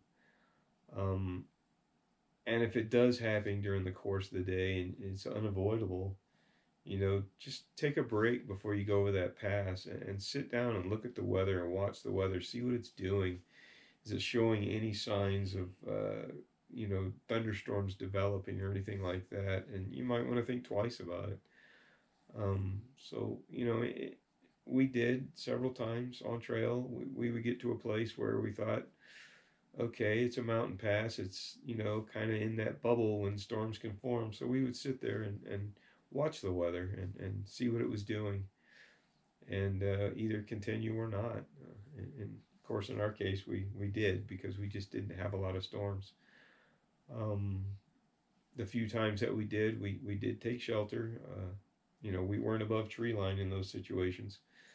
So we, found a safe place on trail away from the tallest objects and got in our tent and, stayed safe there and dry and whatnot because the temperature drops quickly in Colorado when it rains.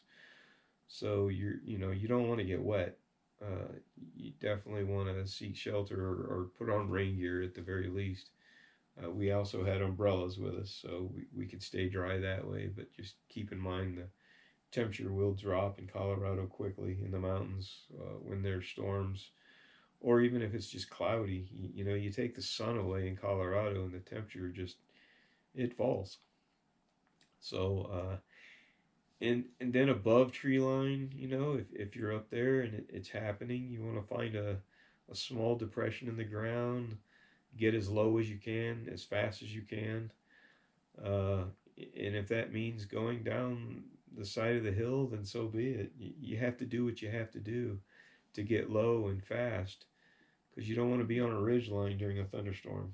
You're vulnerable, and most likely you are the highest point on that ridge line. So if you've just got nowhere to go, go flat on the ground, or a lot of people will go into the ball position, be on the balls of their toes, and have as least contact with the ground as possible. Um, and if you're more than one person, if there's two of you or a group of people, by all means spread out because if somebody does get hurt, odds are the other people are not going to get hurt, and you want somebody available to get help. And if you're all grouped together in one spot and that lightning strike happens there and you're all out, there's nobody to call for help. So spread out, and get rid of your gear, get rid of all your metal objects, take your pack off, get rid of your poles, become a simple, non conductive thing, because it happens. So if you can't get off the ridge and you can't get back down the tree line, and if you can't find, a small depression somewhere or anywhere to get off the highest point, then you're going to have to play the odds and get into a crouch position and just wait for it to pass. It's going to be scary. It's going to be loud, but it happens. We've talked to people that it's happened to, and it changed their lives. They've come away with some stories and a whole new outlook on life. So just, you got to play it safe. And the best thing to do is not be up there during those times. But if you can't help it, watch the sky, know the signs. So definitely know mountain weather, learn about it, educate yourself, know how the storms form, what to look for. I mean, if you can. We got lucky in that department. Had a really good source, someone to learn from, who knows Colorado weather and Colorado mountain weather specifically. So we learned a lot before we went on the trail and felt a lot more comfortable about hiking over some of these passes than we have in the past. So learning about the weather, big important thing, just if you're above tree line and it happens, you've got to take action immediately. You don't want to sit there and think about it. You want to get as low as possible, as fast as possible. Another thing, like we said, we'd get to a mountain pass and we would watch the weather to see what was going on before continuing or not continuing. Our Garmin that we had with us, Also has a weather feature that we could ask, for the current weather situation and the forecast as well. So we would occasionally check that and get a detailed forecast of the area we were in. So that was always helpful, to know that. We also had someone who was watching weather for us. So, if there was something going on or something we needed to look for coming in the days ahead, we would be notified of that. So, I mean, that's always something you could do as well. Have somebody at home watch the weather for you, and if you have a satellite device, or even when you get into town, they could contact you and say, hey, the forecast for the area you're in for the coming week is, and you could just, Gives you a general idea. give you a general idea of what to expect and watch for, or, get into town and look up the weather. Yeah. And see what's coming in the days ahead. So, that was always our plan, to keep ourselves up to date on the weather as much as possible, especially when you start getting further down in and you're going to spend a lot of time above tree line. That's really important to know the weather. We had our Garmin, we had our phones, we had people watching the weather for us. We watched the weather. We educated ourselves about mountain weather in Colorado. As far as our gear, we had Frog Togs rain gear. It's lightweight and cheap and keeps you dry. We both had lightweight umbrellas, specifically designed for hiking, and our clothing that would keep us warm as well. So in the weather department, that was our plan. We got lucky and didn't have a lot of weather, Really but the few times that we did, we were prepared and handled it adequately, as planned. Uh, Definitely something you don't want to cheat yourself on. Weather can be deadly no matter what it is. So, be prepared, educate yourself, get the right gear for you, and make sure that you're prepared, because the weather in Colorado can change quickly, especially in the mountains. The mountains create their own weather. If we're going to hike, for example, if we're going to hike around the Front Range of Denver, where we do a lot of our hiking around Boulder and Golden and places west of those areas, um, we don't look at the weather in Denver, because the weather in Denver and the weather in the mountains are two different stories. It can snow in Denver and be sunny in the mountains, and vice versa. It can snow in the mountains and be sunny in Denver. So you want to look at the weather as close to the area that you're going to be in as possible. The Garmin was really good for that. It would give you detailed forecast for the area we were in. But if you look at a more general sense, you need to find the closest town to where you're going to be, and try to go off of that weather. But, even better so, educating yourself about mountain weather, it was really good. We saw the weather and knew, because we had learned about it firsthand, what to expect, and that's pretty much what happened. So good solid weather plan. uh, Always be prepared. Next question, about our tent, the duplex, space to set it up, and then the setup itself. Okay. And would there be any gear that we would change out? I would definitely say no to the gear change out. We thoroughly investigated our gear. We used our gear before we went on the Colorado Trail, and did a lot of testing of that gear. The gear that we have now, and again, in the comments section below, we'll have a link to all of our gear that we do have. Rock solid on our gear choices. We love our current setup. The weight is dialed in really good for us. The gear choices that we made are all solid. They're really great products. They're tried and tested on trail. They were tried and tested before we went on the trail. Um, so I can't say that we would change anything. As a matter of fact, in this coming year, 2020, all of our hikes that we have planned, we will be using the same gear. So, you know, gear choices are rock solid. The duplex tent, big surprise to us. We've been using a Nemo Obi, I think it was. A great little backpacking tent.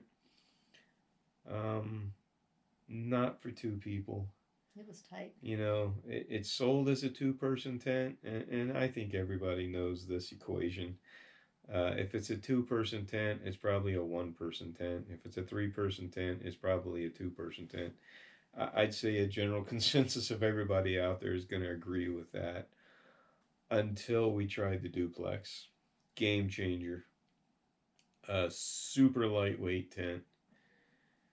Uh, the room inside the tent, it's just different. It feels nice and roomy. We're able to both sit up in the tent at the same time, move around, change our clothes, bathe at night, bird bath style, wiping ourselves off. We're able to have our sleeping pad, our quilt, our pillows, and all of our gear in the tent at night, which was huge. It doesn't require a footprint. It doesn't require a rain fly. It's just a single wall tent made of Dyneema, and it's waterproof. You don't need to put anything else there. So that is where a lot of the weight savings comes from. Again, that doesn't require poles to set it up. It requires you use your hiking poles though. You can buy a kit conversion if you don't want to use hiking poles, where you can set up the tent that way. It would definitely add weight and bulk to your pack, but I don't think it's that much. But if you're hiking with hiking poles already, perfect. Well. Yeah. Weight savings once again, and anytime you can use a part of your gear for more than one purpose, that just means you're saving weight and you're taking less items and simplifying all your gear. That's been a really good, solid plan for us to simplify, to take our weight down, and to find where we can use certain items for more than one purpose. It is a good, solid way to go. The duplex doesn't weigh anything. It sets up so fast. We talked about the stakes that we were going to use, traditional stakes, shepherd hook stakes, all these different types of uh, ways of, getting stakes. And we went with the MSR groundhogs, just a solid stake that you can use. We used minis for everything except for when it came to the poles and the tie down there, we used the larger ones for that, just for some more stability. Um, and the thing about the Z packs that I like is it's not set in one height or anything. You can lower it and create more room in your bathtub floor. Right. Or you can raise it up and have more height in it. And it does take away from the bathtub floor when you do that. So you find out what's comfortable for you, in a high wind or stormy situation. I would almost kind of lower it a little bit and give it a lower profile, but you're also lowering the bathtub floor a little, so you got to kind of figure out where you want to go there. We never had water get in our tent. We never had the floor, any issues with punctures or anything like that. So it having that footprint, we just didn't need it. It was perfect. And we would clean up our space where we're going to put our tent. We get rid of rocks and roots and sticks and whatever. But you're not going to get everything. So the tent itself, the material really held up well. Never felt the wind come through the tent. We would keep the vestibules closed. And then, if it was a nice night, we would always vent it because it is a single walled tent.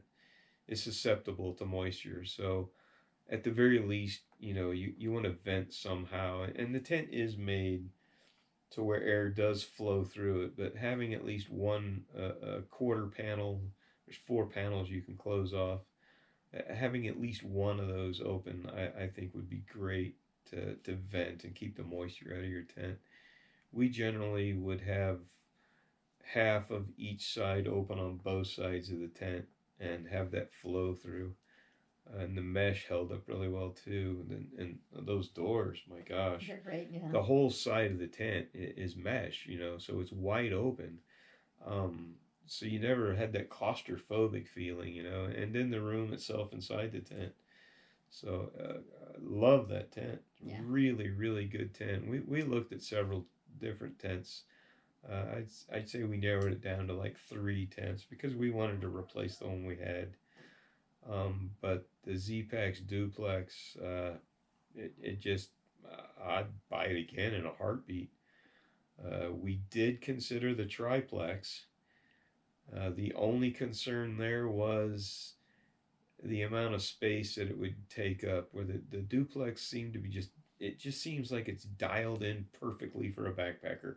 It really is. The triplex, a little more ground space needed, and there were a few times that would have been an issue for us. Even the duplex was tight in a couple of places, but any tent would have been, really. But the triplex, I think it would have been a little too big. Sure, it's nice to have the room, but the duplex was fine for you and me. A double pad we used the Xped Sinmat Duo. It was a winter version, and we used a quilt from Enlightened Equipment quilt. It was the Accomplice, a 10-degree quilt. Beautiful, beautiful quilt. Love that product. And we had some pillows from Xped. We had both of our packs in the tent at night ourselves. Mia was with us for a little ways. We're not huge people, 5 to 5'7", we're not big people by any stretch. Yeah. Plenty of room. I think if you were 6 foot tall, you'd have plenty of room in that tent. So some people say they like to use it as a one-person tent. Oh, plenty of room. And that would be like the Taj Mahal. Yeah, it'd be great. There's so much room. But for 2 people, comfortably, versus the traditional 2-man tent, it's a game changer. I really do. I love the tent. Zpacks, you guys did an awesome job on this tent, and that's why you're selling them, and that's why we bought one. So definitely Zpacks Duplex, great, plenty of space, sets up in just a few minutes. We'll include some footage of us setting up the tent. Super easy to use, super easy to set up, plenty of space. I mean, they dialed this tent in. This is like one of the leading backpacking tents out on the market. Pricey, but worth every penny. It handles wind, it handles rain, it handles hail, it handles anything you throw at it. Yeah. So definitely a worthwhile product to pick up if you're in the market for a tent. We would highly recommend the Duplex, bar none.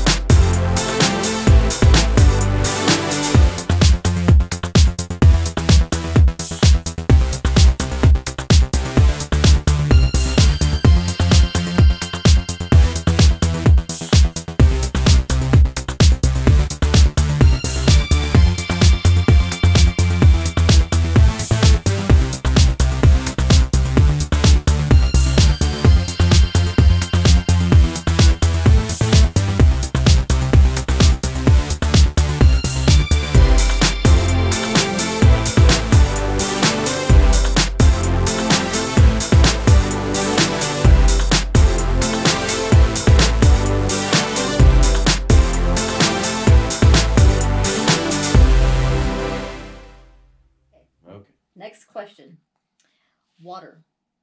Planning, filter versus chemical versus boiling. Big one. Water's life on the trail.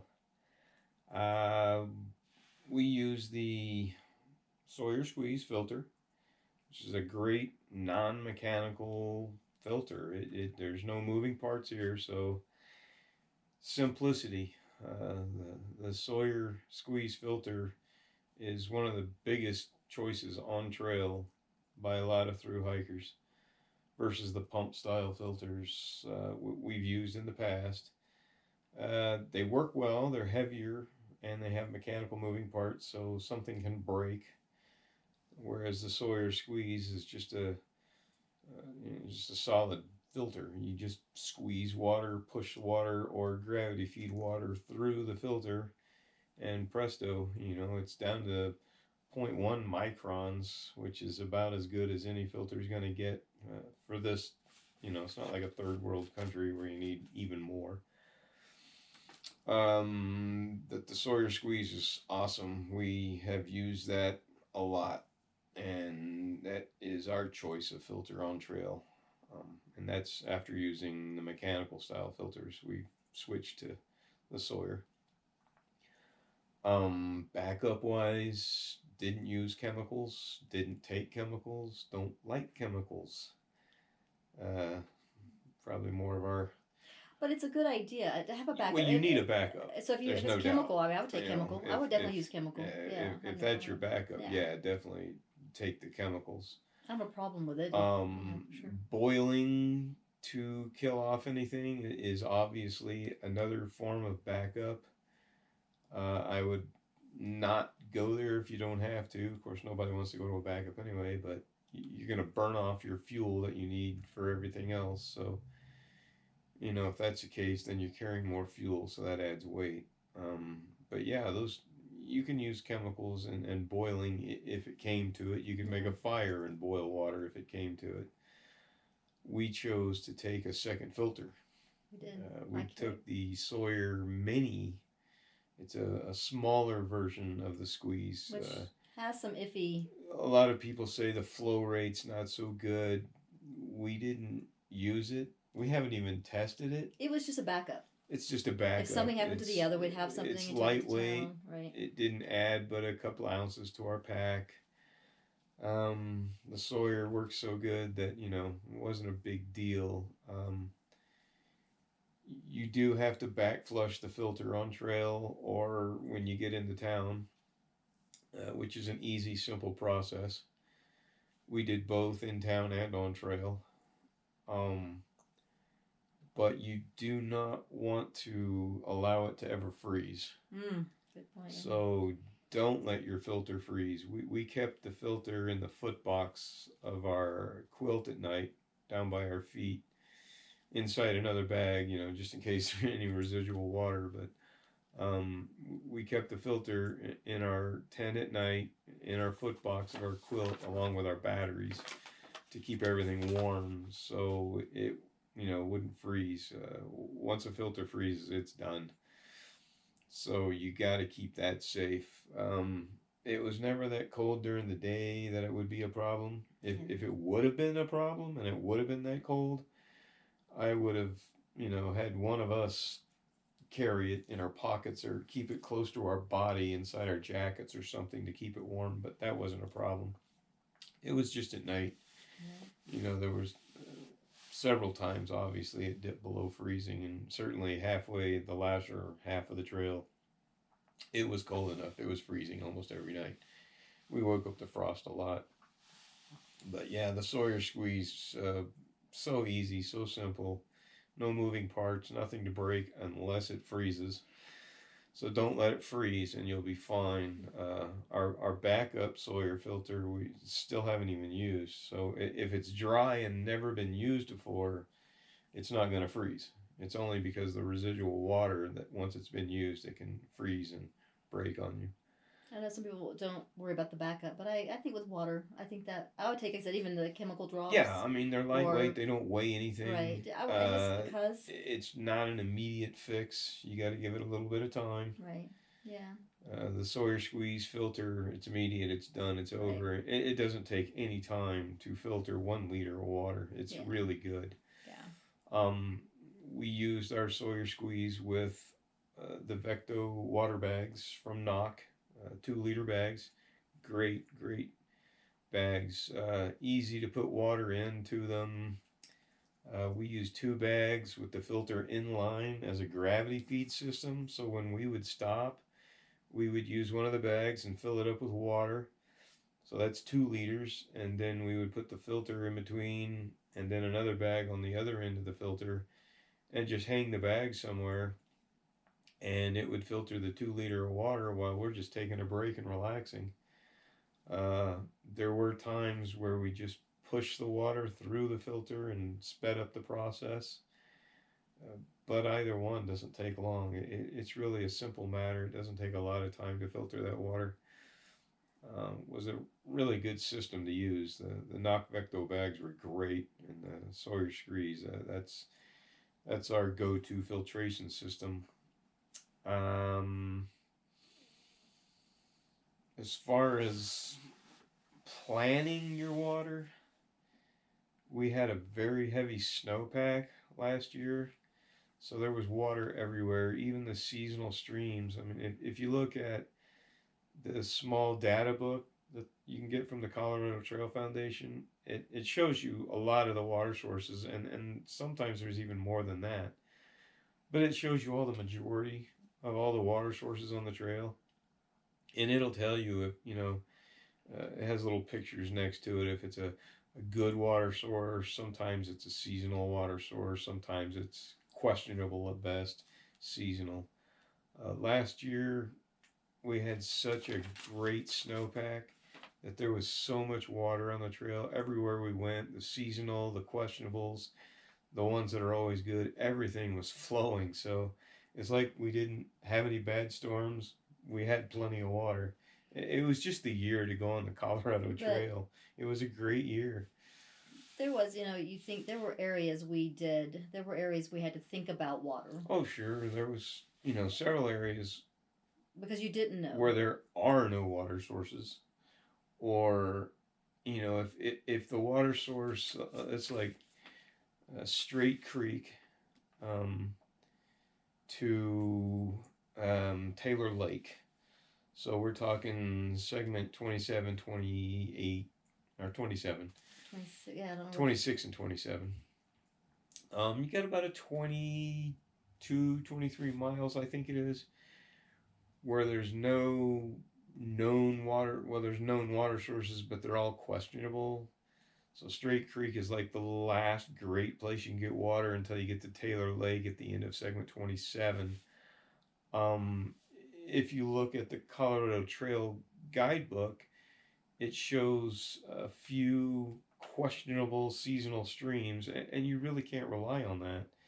If you're going 20 something miles, that's a good chunk. Yeah. You're using water to keep yourself hydrated. You're cooking your food with it. You're cleaning yourself with it. We had planned to eat food that didn't require water. Right. So we kept our water use down by basically snacking. Right. Instead of having food that we would have to rehydrate. Mm-hmm. So that kept our water usage down. But we still tanked up pretty good. We did. But there are 2 seasonal places to get water, and they were flowing. So we got there and we just enjoyed plentiful water and just, used all the water we wanted at that point. So that wasn't a bad deal. I think personally, and this is also, there's contributing factors to this, but segment 2, the dry segment in the burn area, yeah, it was hot. There's little to no shade. There was a breeze. It was a very dry breeze. So you look at those factors, you're becoming dehydrated faster. You're at a lower elevation. It's very hot. There's a breeze drying everything out. And there's literally no water. There's no seasonals, no nothing. So in that area, we definitely wanted to tank up because, once you leave the Platte River, There's nothing until you get to the volunteer fire department, and there's nothing. There's no seasonal. There's nothing. It's just dry. And you found yourself thirsty. And it's very hot. Now take that next to the segment between Straight Creek and Taylor Lake, and it didn't feel the same. And it's double the mileage. But there's shade. We're at a higher altitude.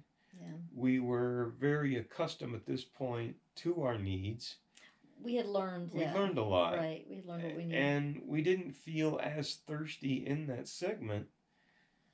It was just two different areas. It wasn't hot.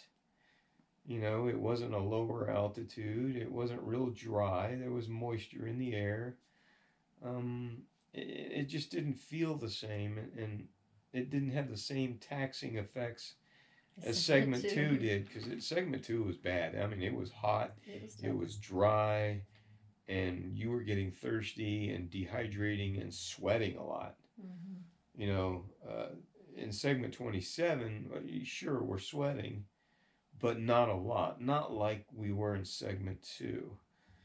So even then perspiration comes into play. So segment 2 to me was the worst segment the entire Colorado Trail as far as water needs go. And we got to the volunteer fire department, and well, something you don't like.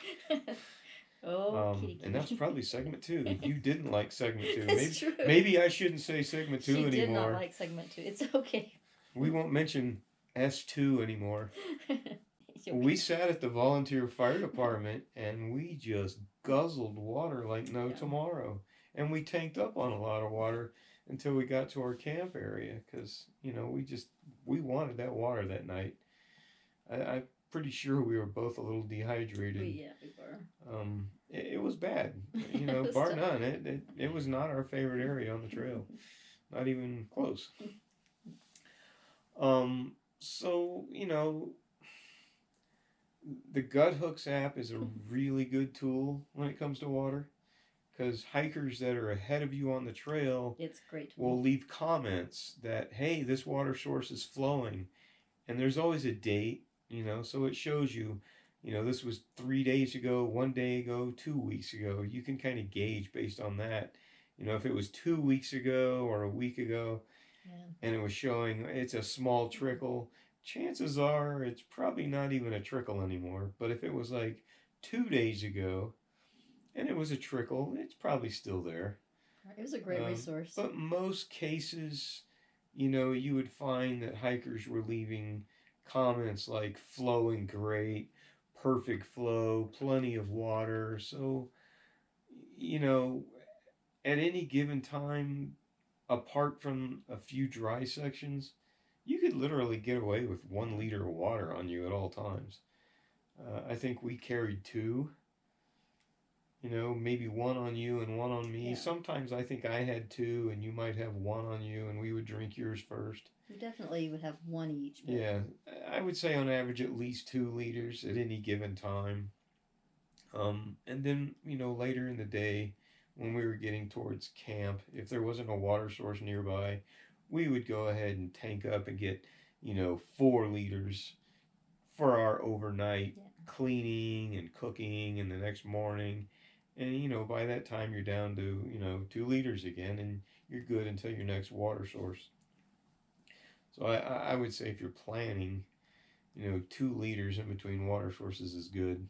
Yeah. If you're one person, maybe 1, but I would say 2. But, watch the Gut Hooks app. That's an invaluable tool. It's great, and then you couple that with the CT guidebook. It shows you the next water sources, so you're constantly knowing what's coming up, what's in front of you, constantly thinking about it. I mean, we would sit in the tent at night and say, hey, what's tomorrow going to look like? What are the water sources we're looking for? And then you'd look at the Gut Hooks app and you'd say, hey, these places all have great water. So you could plan the whole next day accordingly. And you know how much water to carry at any given time. So water on the trail last year, really easy. Yeah. There was such a great snowpack. everything was full and flowing. So, you know, for the 2020 season, I think one of the most important things for people to watch is the snowpack in Colorado. That's not only determining when you can start the trail, but that's also going to determine how much water is going to be on the trail. You know, and that's what we were watching. We knew when about we wanted to start, and it moved a little bit because of the snowpack. We pushed it back a little bit, but we were watching it, you know, so we could get through certain areas, but also what's the water going to be like? And that was huge to watch that snowpack just build and build. And we just kept thinking to ourselves, well, we're going to have plenty of water on trail for sure. So if it's an average snowpack in 2020, you know, and right now it is. Right now we've had some great snows in the mountains all the way through the San Juans. So keep watching that. You know, if you're watching anything about the Colorado Trail right now and you're planning, keep up with the snowpack. We'll put a link on there and show where you can check that. That's really important, not only for your start date, but definitely for the amount of water you're going to find on trail. With an average snowpack, it's going to be a good year. Below average snowpack, you're going to want to start thinking about your water a little more critically. But average or above, and you're going to have plenty of water. All right. Okay, next question. Was it cold at night and the coldest temp on trail? Well, it's the mountains, so it gets cold. Uh, you know, about the first half of the Colorado Trail, you're not spending a whole lot of time at really high altitude. It can get a little chilly at night. You know, when the sun goes down in Colorado, you're gonna lose a good 20 degrees. You know, in the mountains, the air's thinner. You know, so if it's like 60, 70 during the day, you know, 10,000 feet and above, which a lot of the trail is, I would say you're looking at 30, 35, 40 degrees at night. On average, anything above 10,000 feet, and it starts to go down even more. After segment 16, 17, you know, it started getting colder, but we're working through August. You know, we're getting through mid-August and heading towards September. We started having frost every night. There were some mornings, you know, and these were areas that were 11, 12, 13,000 feet. There would be ice, you know, if there were any puddles on the trail, ice would form over the top of them. Frost on the tent, frost on the ground, on the grasses and the plants. So, you know, yeah, it was cold. We spent a couple of nights above tree line for sure, 13,000 feet. I know for one, and when that sun went down that night, it got cold fast. And, you know, consider winds if it's windy, the wind chill. So, yeah, it definitely got cold at night. But it's, you know, the sun keeps things warm, and when you take the sun away, it gets cold. And if you're in a small ravine area, the bottom of a valley or near water sources, they tend to be a magnet for colder temperatures. Yeah. We slept next to a creek one night. That was just beneath San Luis Peak in that valley before we made that climb. It froze good that night. Everything was frozen the next morning, and we had fallen asleep with our tent completely closed up. We didn't even vent that night. And because of that, we had frost on the inside of the tent. So that was our mistake. We should have opened at least one of the doors. But in those small valleys like that or near water sources, it's going to get cold. They just draw it, you know. So anywhere like that is going to be cold. Lakes get colder. Above tree line, definitely colder. So yeah, we had some cold nights on trail. That's one of the reasons we went with gear choices that we made. Our sleeping pad and our quilt that we slept under every night rated for really cold temperatures. So we were What never cold. The rating on 10-degree quilt. Yeah. And then our sleeping pad was actually rated to 0. I didn't want that cold radiating from and underneath it was us. comfortable. I found Yeah, it comfortable, we never got cold sleeping. I think I went to bed one night with the puffy on, but I actually had to wake up and take it off. Yeah. Because it was just too warm. We never slept with our puffies on. And that was at 13,000 feet when I put the puffy on. We started because the sun went down that night. Chilly fast. The wind came in, and we knew, oh my gosh, the temperature is just plummeting. Took the puffy on. And I think we put all of our clothes on. We got in the tent, sealed everything up, and wound up venting it because we didn't want to have any moisture inside the tent. But it wouldn't a half an hour later, we're like pulling our puffies off, and it's too hot and all this other stuff. So you kind of, play with a mixture of things to find your comfort level. But yeah, it definitely, I say on average, midway through, you could expect it to be 30s overnight, no problem. I'm pretty sure we dropped into the high 20s a couple of times, but probably 30 to 35 on average at night. And then during the day, 60, 70.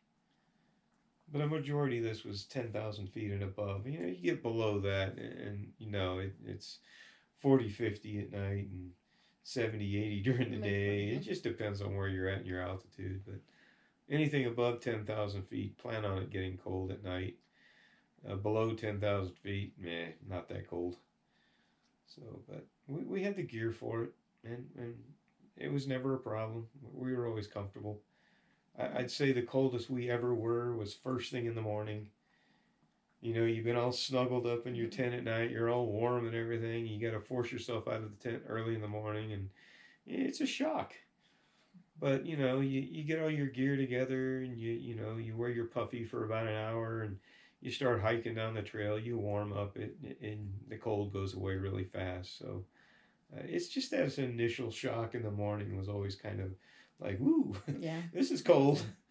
But it goes away really quick. So, and then once the sun comes up, it heats up really fast. So the sun in Colorado was great.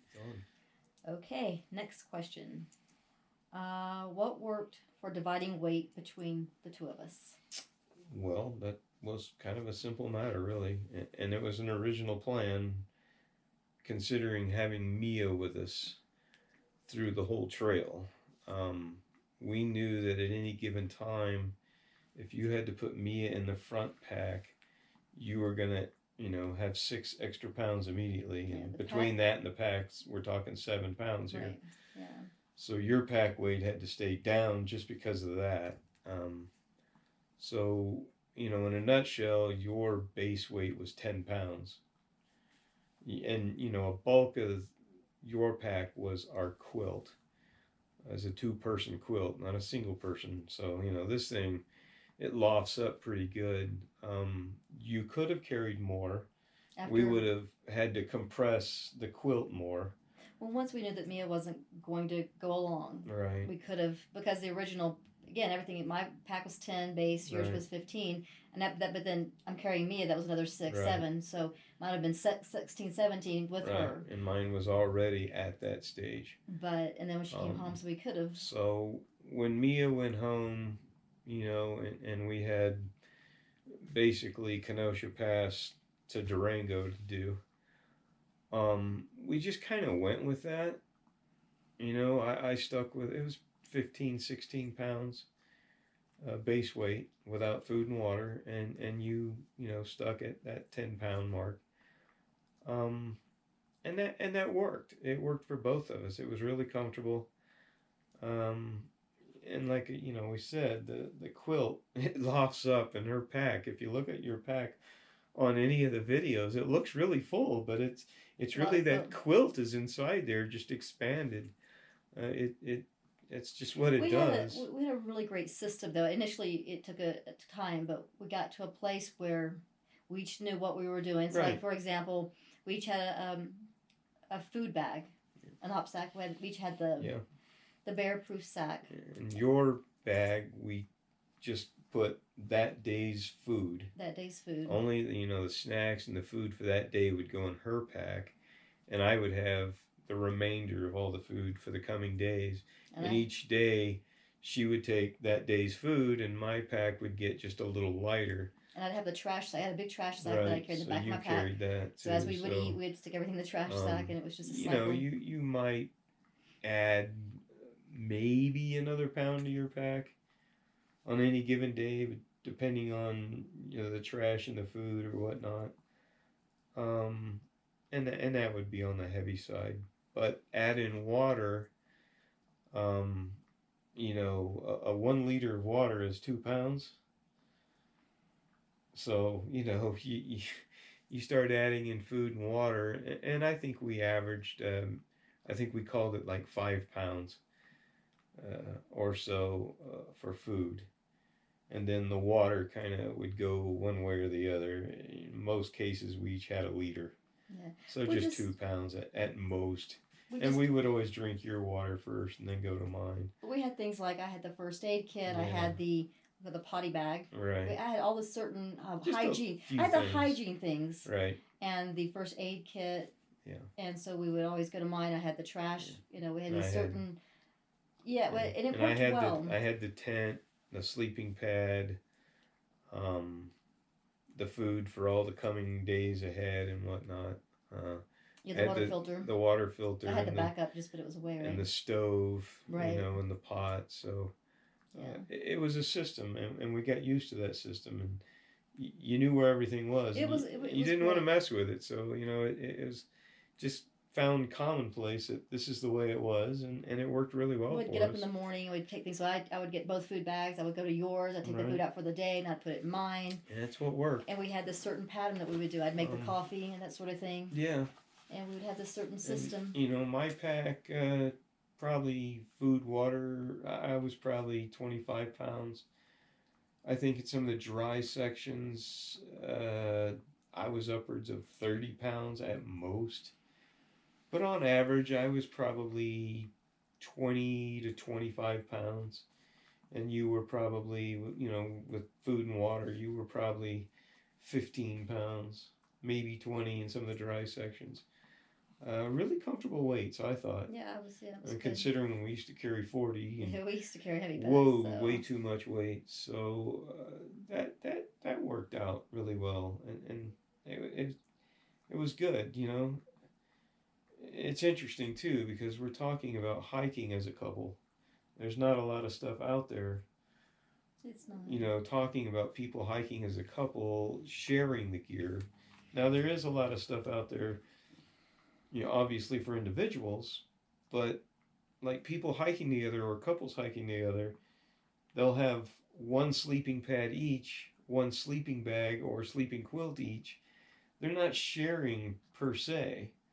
They each have their own gear, more or less, where we are sharing ours because we have a double quilt, a double sleeping pad, so you can't necessarily cut those in half.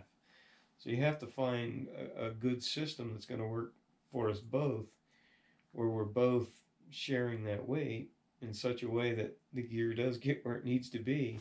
We just found a system that ultimately worked. Yeah, it does. And we knew what each person had their thing we would do. And going forward, we're going to keep doing that. It worked well. We just knew you were going to do this, I would do this. We did camp and vice versa. If you're backpacking as a couple out there, look into double quilts and double pads. Oh, if you can find a way to make the weight work for you, it's so much more comfortable. It is. I mean, we're sharing our body heat for one, but the pad, it's big. It's not this single little thin pad. I mean, it was really comfortable. It was nice. And the quilt, I mean, it's funny to say, but it's almost like sleeping in your own bed. It's natural for us to feel that way. Mm-hmm. that we're both under the same blanket here, and those quilts are amazing. Yeah, they are. So yeah, if you can find a way to make it work, hiking as a couple, double pad and double quilt is the way to go. It really is. And then of course the two-man tent we had, I carried that as well. And but you know the Zpacks Duplex doesn't weigh anything. I didn't feel like I was adding any weight to my pack. You know, the heaviest item in my pack was probably the brick. It weighed a full pound. Yeah. And that was for our electronic needs. And there again, you're talking about shared weight. I did carry all the electronics. That was some heavy stuff. That was heavy. Yeah. But that brick again is for two people. Could we have had two smaller bricks? Yeah, but now you're talking, you're just adding more components, and we wanted everything streamlined and simple and easy. You know, where you could use one product for multiple things. In this case, our brick was one brick for two people, was adequate, and the weight was fine. So outside of the brick, I'd say the sleeping pad was probably the next heaviest item, and it wasn't that bad. So, you know, just divvy up the weight to where it works for two people for whatever your needs are. If we would have planned without Mia, you might have carried a little more. And we still could have. But it wouldn't have been too much, because I was at 15 base and you're at 10 base. There's, you know, you might have taken maybe the brick or something. You know, it wouldn't have been a whole lot. So you're just looking at what works for both of you and divvying up that weight and sharing that weight. And, you know, there were times you might have taken more water to take some of the load off me because I was heavier than you. Right, I would carry more of the water, yeah. And then we drink the water out of my pack. But we would drink your water first, and my water became backup, you know. So we just did what worked for both of us, and it was kind of a natural agreement. I don't even think we really talked about it. It was just what worked for us and what wound up happening. And it would even silly things like I said, I'm taking the food out per day. Yours is getting lighter. Mine's getting lighter. And then I have the trash bags. That's getting full. So it kind of... that's getting full, but I think it really averaged out. Yeah, I mean, obviously I could carry more than you, but that it wasn't about that. It was just about what worked, and that's what worked for us, you know. Yeah. Your pack was pretty full, but it could have been compressed more to add more, but there was no need. Yeah. You know, it's how it is in life. You just work together and things work out. Things fell in place. Exactly. Okay, next question. Did we see any wildlife? Wildlife we did see. I guarantee you this, we saw more cows than any wildlife. There were lots of cows. Lots of cows. Yeah, actually we did. You know, obviously the typical marmots and pikas and squirrels and rabbits and, you know, all the small creatures that are out there. Yeah, they were everywhere. Lots of marmots and pikas when you got above tree line, you know, and the whistlers and the chirpers, as we like to call them. They were in abundance. Lots of bird life. So that was kind of fun. I even saw fish in the streams. Saw the or heard the coyotes. We heard the coyotes. We did see one coyote one morning, crossed our path. Oh, right. Just walked right across the trail looking at us like, hey, what are you doing here? We saw moose, definitely in our camp that one night. That was fun. Yeah. We ran across a moose and her baby on trail. Right. Yeah, that was in segment. That was kind of like, 6, 7, we're just walking along, and all of a sudden, I think you saw it first. I don't know. Oh yeah. She was close. You're just kind of like, I think that's a moose, you know, and I'm like, uh-oh, it is a moose. And at first we just saw her, and we're thinking, okay, a single cow moose. No biggie. We'll stop and just assess what she's doing, because she was real close to the trail. I mean, couldn't have been 5-10 yards off the trail, and we're like, okay, we'll deal here. You know, she's cool. They're unpredictable, but you know, she's just eating, you know, and grazing. So we're thinking, okay, it'll be fine. And we stopped and assessed, and she didn't spook or act funny or anything. So then we kept going forward, and all of a sudden, uh-oh, we see a baby next to her, and all of a sudden she picks up her head. We're getting closer, and we're like, uh-oh, Yeah, Mama's not going to be happy if we keep moving through here. So yeah. we stopped again and just kind of backed off the trail a little bit and kind of stood next to some trees, and watched them for a few minutes, which is fun. That's part of being out there. We were able to sit there and watch them too. They're eating and carrying on. We kind of inched forward a little more, and I think the baby started moving away from the trail, and Mama, she stayed in between baby and us, and watched us closely, but we didn't make any sudden movements or act, out of character or anything. We just kept our calm and moved slowly, and they slowly moved away from the trail. So it worked out just fine. But when a baby's involved, it's heightened alert and tensions, because you don't want this to go the wrong way. And we've been in that situation before, and Yeah. if you have to, you just leave the trail and go an opposite direction and give them plenty of space, and that always works well for us. You saw a bear, Backside. the backside. Black bear in Colorado, most times than not, they're going the opposite direction to stay away from human encounters. He went across the trail. It was whoa, bear. But it was fine.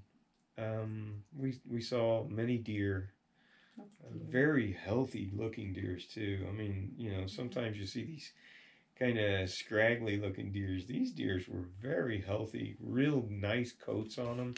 Beautiful, beautiful animals.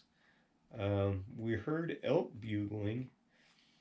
I think that was in segment 4 or 5. We were hiking along. We never saw them, but we actually heard them bugling. Yeah, we did. Which was really cool. We kept thinking, "Oh, cool, we're gonna be able to see these guys," but yeah, we never did. We just got to hear them. But yeah, there's a good amount of wildlife out there. Never felt in any danger. Never had any of our food items or equipment messed with by any animals. There were a couple of places we heard people leaving things outside, their shoes or something, and mice or something getting to them and chewing on them. There was one person, I thought it was like segment 1 around Bear Creek, and then there was another segment, I can't remember if it was 6, 7, or 8, but someone else's, their bear bag. Yeah, well, Bear Creek, bear bag was destroyed. In segment 1 of all places, the first segment you go through, in between, where you start in Waterton Canyon, or even if you start at Indian Creek Trailhead, you'll get to Bear Creek before you get to the Platte River. It's kind of like this landmark. Always bear encounters in that area. Yeah. I don't really think it's necessary to camp there, although there's plenty of camping in the area. It's very thick with vegetation in that area too. So, I would say if you could help it, just don't even camp in that area, because it seems like every year, and it could be the same bears learning that, hikers are coming through there. It just seems like they're having more and more bear encounters around the Bear Creek. And there was another segment too. Why is it called Bear Creek? Huh. There's another one, the same thing. Yeah, so, I would say if you could start the Colorado Trail early, start in Waterton Canyon or Indian Creek Trailhead, and just plan to hopefully camp beyond Bear Creek or at the Platte Rivers where we stopped. There just seems to be bear encounters in there. I haven't heard anybody being hurt or anything, but their food and things are being messed with, and you don't want that being your first experience on the Colorado Trail. So it happens. Just keep a clean campsite all the time and keep all the scents at bay. And I think these people did. They hung their bags. I know. It seems like every year we're talking about bear encounters at Bear Creek in segment 1. So just be wary of that. maybe try not to camp there at all. And the water source in that area is not always the best anyway. It flows really good early on, but as you move into August, it really starts to deplete. Even with a good snowpack, it just seems to not be the best water source in the world. The Platte, fully abundant, always. So, yeah, plenty of wildlife. Never felt threatened, but just be aware they're out there. Okay, next question. How much weight did you lose? Not enough. I lost 15 or 20 pounds actually. I lost 10 or so. Yeah. The exact amount. Great weight loss plan. Go hike 500 miles and don't eat anything every day. Works great. Yeah. I wish I would have kept the weight off. I think I gained most of it back. But you don't even realize you're doing it. I mean, you're talking, for us, 15 plus miles a day. Easily 2,000 feet a day going up and down. Some days were 3,000 feet. You're putting a pounding on the earth every day. We didn't eat a lot because we didn't have a big appetite. It just seems like whatever we did eat, we'd burn off really fast. Even eating a Snickers, 2 Snickers a day. Oh yeah. And getting into town and eating anything we wanted. We got home and it was like, hey, I look pretty good. I like that. But lo and behold, regular life sneaks back up on you and takes over, and so the weight comes back. It hasn't all come back. I think mine has. But yeah, 15, 20 pounds for me, and 10 or so for you. Yeah. I don't know why you lost less. I guess you had less to lose. Women tend to lose. They tend to lose less. Yeah. I'm not exactly sure why, but they do.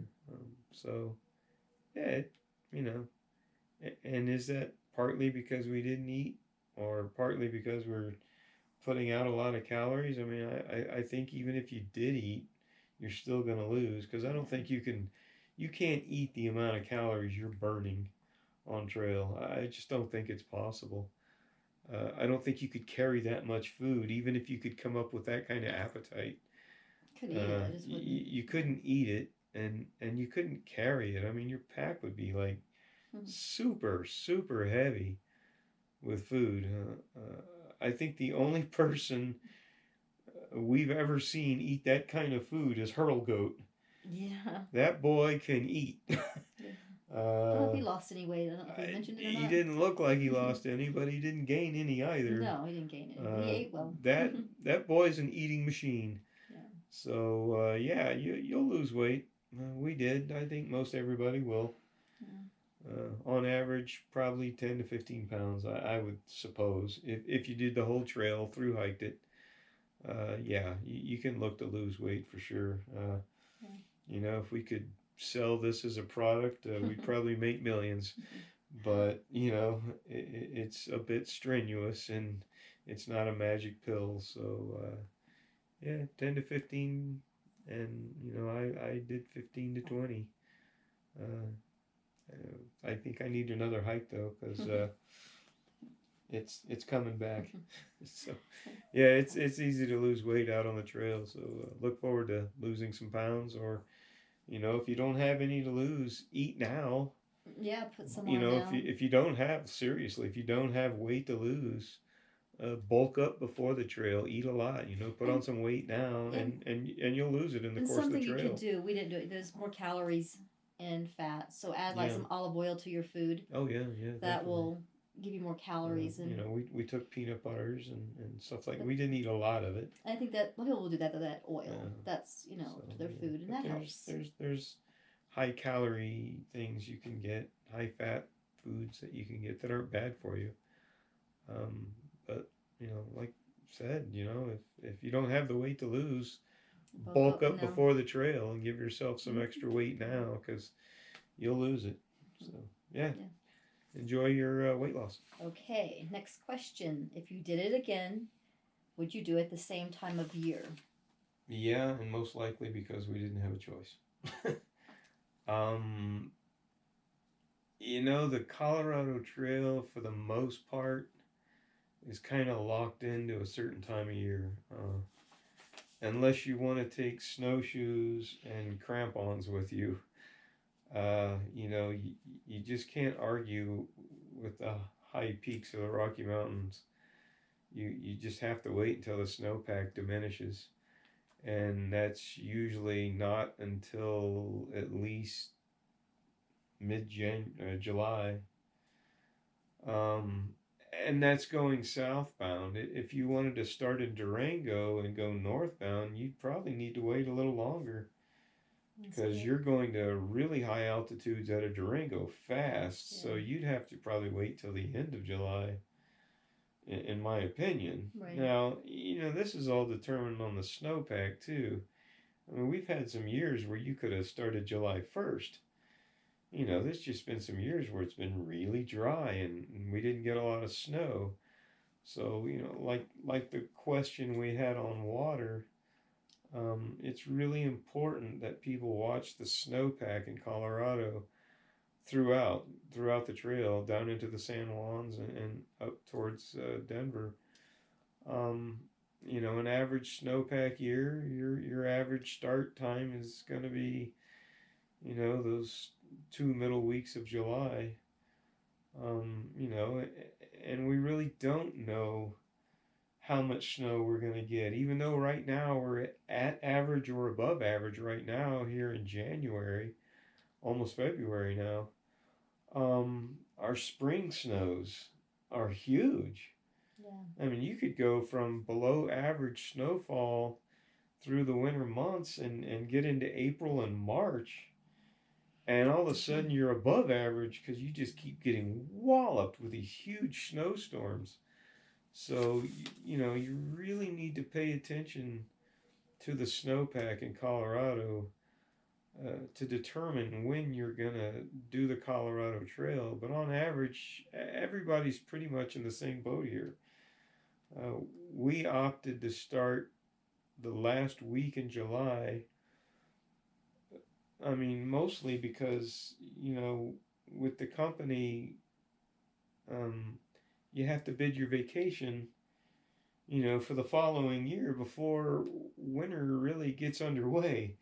So we just kind of gambled and said, well, let's go with the latest normal start, which is going to be that last week of July.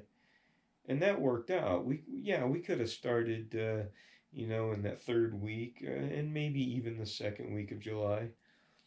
There would have been a lot more snow. Right.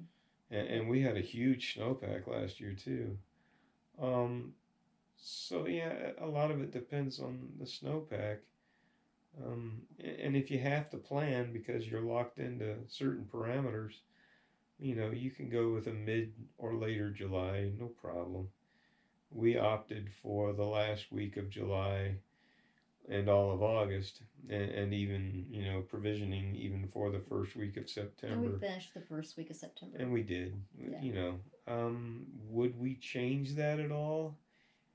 I think if anything, we would shift it further into August and maybe hike a little bit more into September to have those cooler temperatures and the less likelihood of thunderstorms at higher altitude.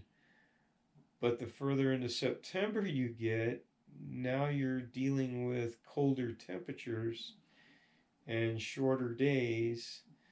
You got to give to get. So, on average, all of August, that's the best time. Heightened storm alert, your monsoon season's kicking in, your thunderstorms are pouring over the mountains. Right. So it's just what it is. You have to deal with the time of year, we talked once, could someone do the Colorado Trail in the dead of winter? If they had a death wish, probably. Yeah, I mean, it could be doable, but imagine the amount of gear you would have to carry You're talking full winter gear, ice axe, crampons, heavy clothing, and I mean, it would just be too much. You need a 4-season tent. I mean, it would just be too much weight.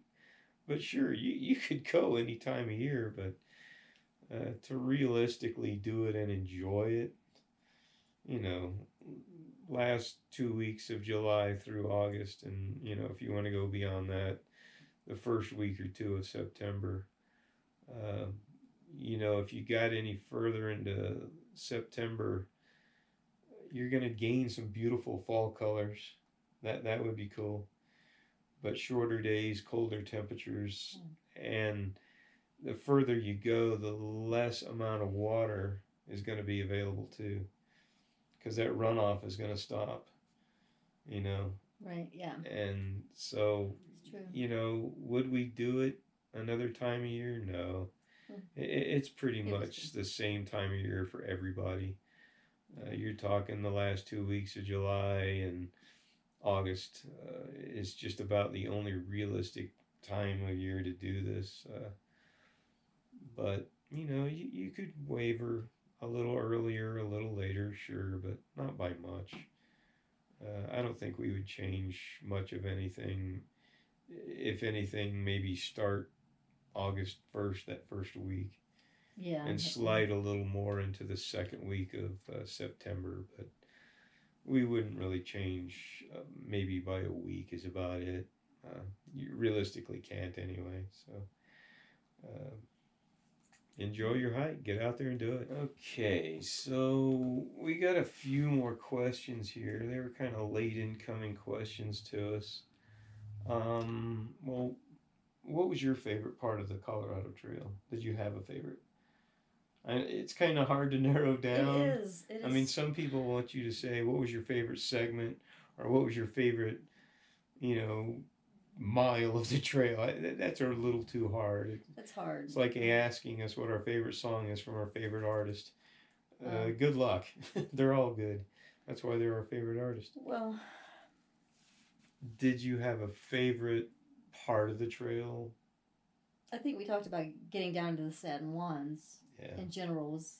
I think we both were really wanting that. So the 20 segment 20 on. Yeah. We really segment 20 on.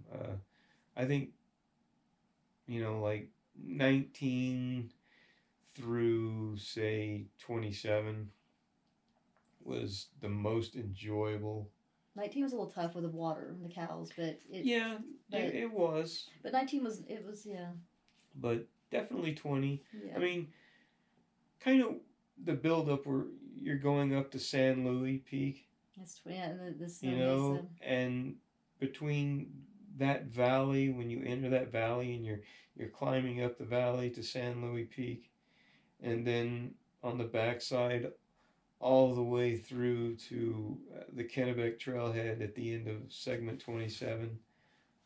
Phenomenal hiking. I mean, that to us was the heart of Colorado and what the Rocky Mountains are. It's just so beautiful. If you ever wanted to do the Colorado Trail or hike in Colorado in general, and you only had so much time and you couldn't do the whole Colorado Trail, I mean, that would be our recommendation. Of course, you have to account for the altitude. Oh yeah, definitely. But you'd want to acclimate and whatnot, and I think you can more or less. Yeah, you can go into a town stay. But segment 20 through 27, anywhere in there, just beautiful Colorado high country. I mean, we were in and out of tree line. We camped above tree line. It was pretty cool. We spent full days above tree line, and just. I mean, it was everything that we had envisioned the Colorado Trail being. It was in those segments. It was just so beautiful. So, is there a favorite? I really couldn't pinpoint that, because those segments in there were just, it was Colorado's finest to us. And if we had to say, that's what we're going to say, that segment 20 to 27 was our favorite. I guess it kind of leads into another question. We got a few late questions here. And the one is, what was your most pleasant surprise? And that kind of leads into the same, what was your favorite?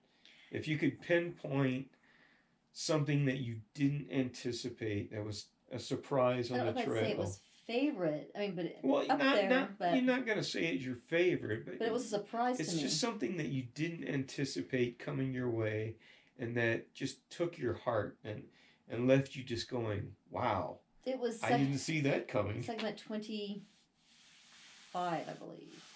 Oh, I know what you're talking about. Where I don't know what the. It was like a rolling. It was around Rolling Mountain, the pass that just passes. The colors next to it were like turquoisey. We'll put a piece in the video beautiful. here. I did not expect it. And you're kind of walking in between these two ranges, and on the one hand over here it had this green turquoisey color to the rocks. And then on this side, it was rusted red and orange. It was gorgeous. The two colors contrasting, and it was that big, vast expanse in between, and a giant, deep valley that went. But here's the thing: it was even more. No, but even as we were walking through it, right? There were places where it wasn't just on the side of us. It was everywhere. We were walking and looking down at it, and. But it was. I remember watching videos of other people and thinking, why did I not see this? A lot of it we never did see because people had bad weather. I think because they had bad weather and it was obscured. And we never saw anybody's footage that showed that when it was clear. Like the weather we had was just sunny and blue. I mean, it clouded up in that area. Right. It looked like it threatened, but it never did do anything. It was pretty. But in that same area, it was. I remember exactly what you're talking about.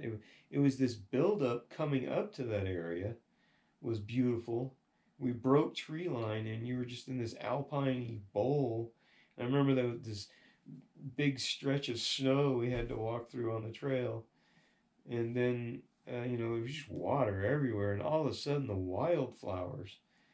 And then we really got up there where it was just all rock and rubble and the colors and everything else. No, I did not expect but on the back side of that pass, we went down and it just exploded with wildflowers. And I mean, this was an area, we'd been through segments 20, 22, 23, and we thought, we had seen it all. It was beautiful. We thought we had seen it all. We had been above tree line for several days and just seeing this incredible alpine landscape, and we had come back down and, we were just walking through the trees and we thought, oh my God, that was so amazing. That's what we came here for. And then the Rolling Mountain Pass and around Engineer Mountain. This is fresh out of Silverton, but it was past that. Yeah. Past Engineer. It was past all that. It was a workup. It was a workup. And we thought the landscape had changed because it was starting to look more like the Southwest with plateaus and the rock formations were changing. And then we got into this area and it was like being thrust back into segments 21, 22, and 23 cool. again. I was surprised. Didn't expect but on steroids. I mean, it was more up close and personal than those areas were.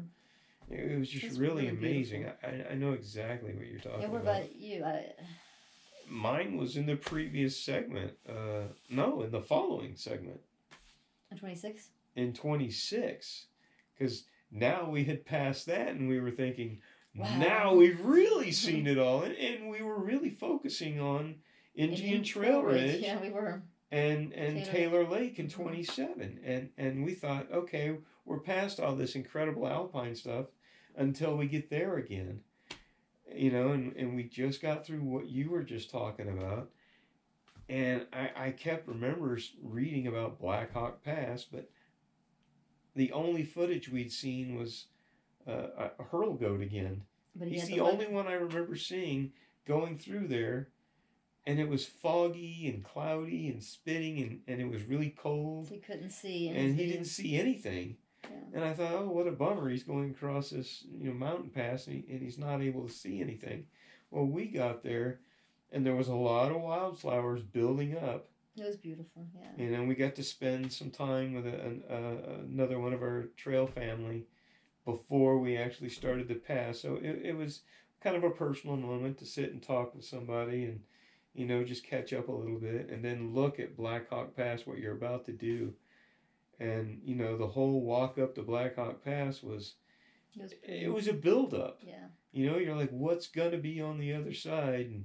But as we're climbing up, it just kept getting more and more dramatic. And I kept thinking, it's happening all over again. Segments 21, 22, 23, and, what you had seen. And it's like, here we go again. This is an unforeseen event that you knew you were going to cross through this area, but you just didn't know it was going to be this dramatic. And I thought Black Hawk Pass was really cool because you could see the trail leading up in front of us. You just saw it going all the way up to the pass, and it's just leading you on, keeping you interested the whole time. And then you got up there and it was just like, wow, because you're standing almost on this kind of knife edge, not really, but it was a thin pass where you could see down this way and see down this way, and then you saw the mountains rising up on both sides of you in this direction. It's just really dramatic and beautiful. But yeah, I didn't see that coming, and that was probably my biggest, surprise, I guess you could call it. Not necessarily favorite, but a big surprise of, right. Wow, I didn't see this coming. It's a surprise aspect for both of us. And that was really cool. So, the surprises are out there, no doubt. Yeah. So, on the backside of your pleasant surprise, what was your least pleasant surprise? Our most unpleasant surprise. I think it was the beetle kill and trying to find a place to camp where you felt comfortable. Yeah. Because I would think, I'd rather keep walking to camp here. I'd rather walk in a night hike because you just felt like there really wasn't a... Yeah. That wasn't a lot. It wasn't... There was enough of it. There was enough of it, but I can't remember the segments or how much of it. But quite a bit of it halfway through and beyond. Sad. It is, yeah.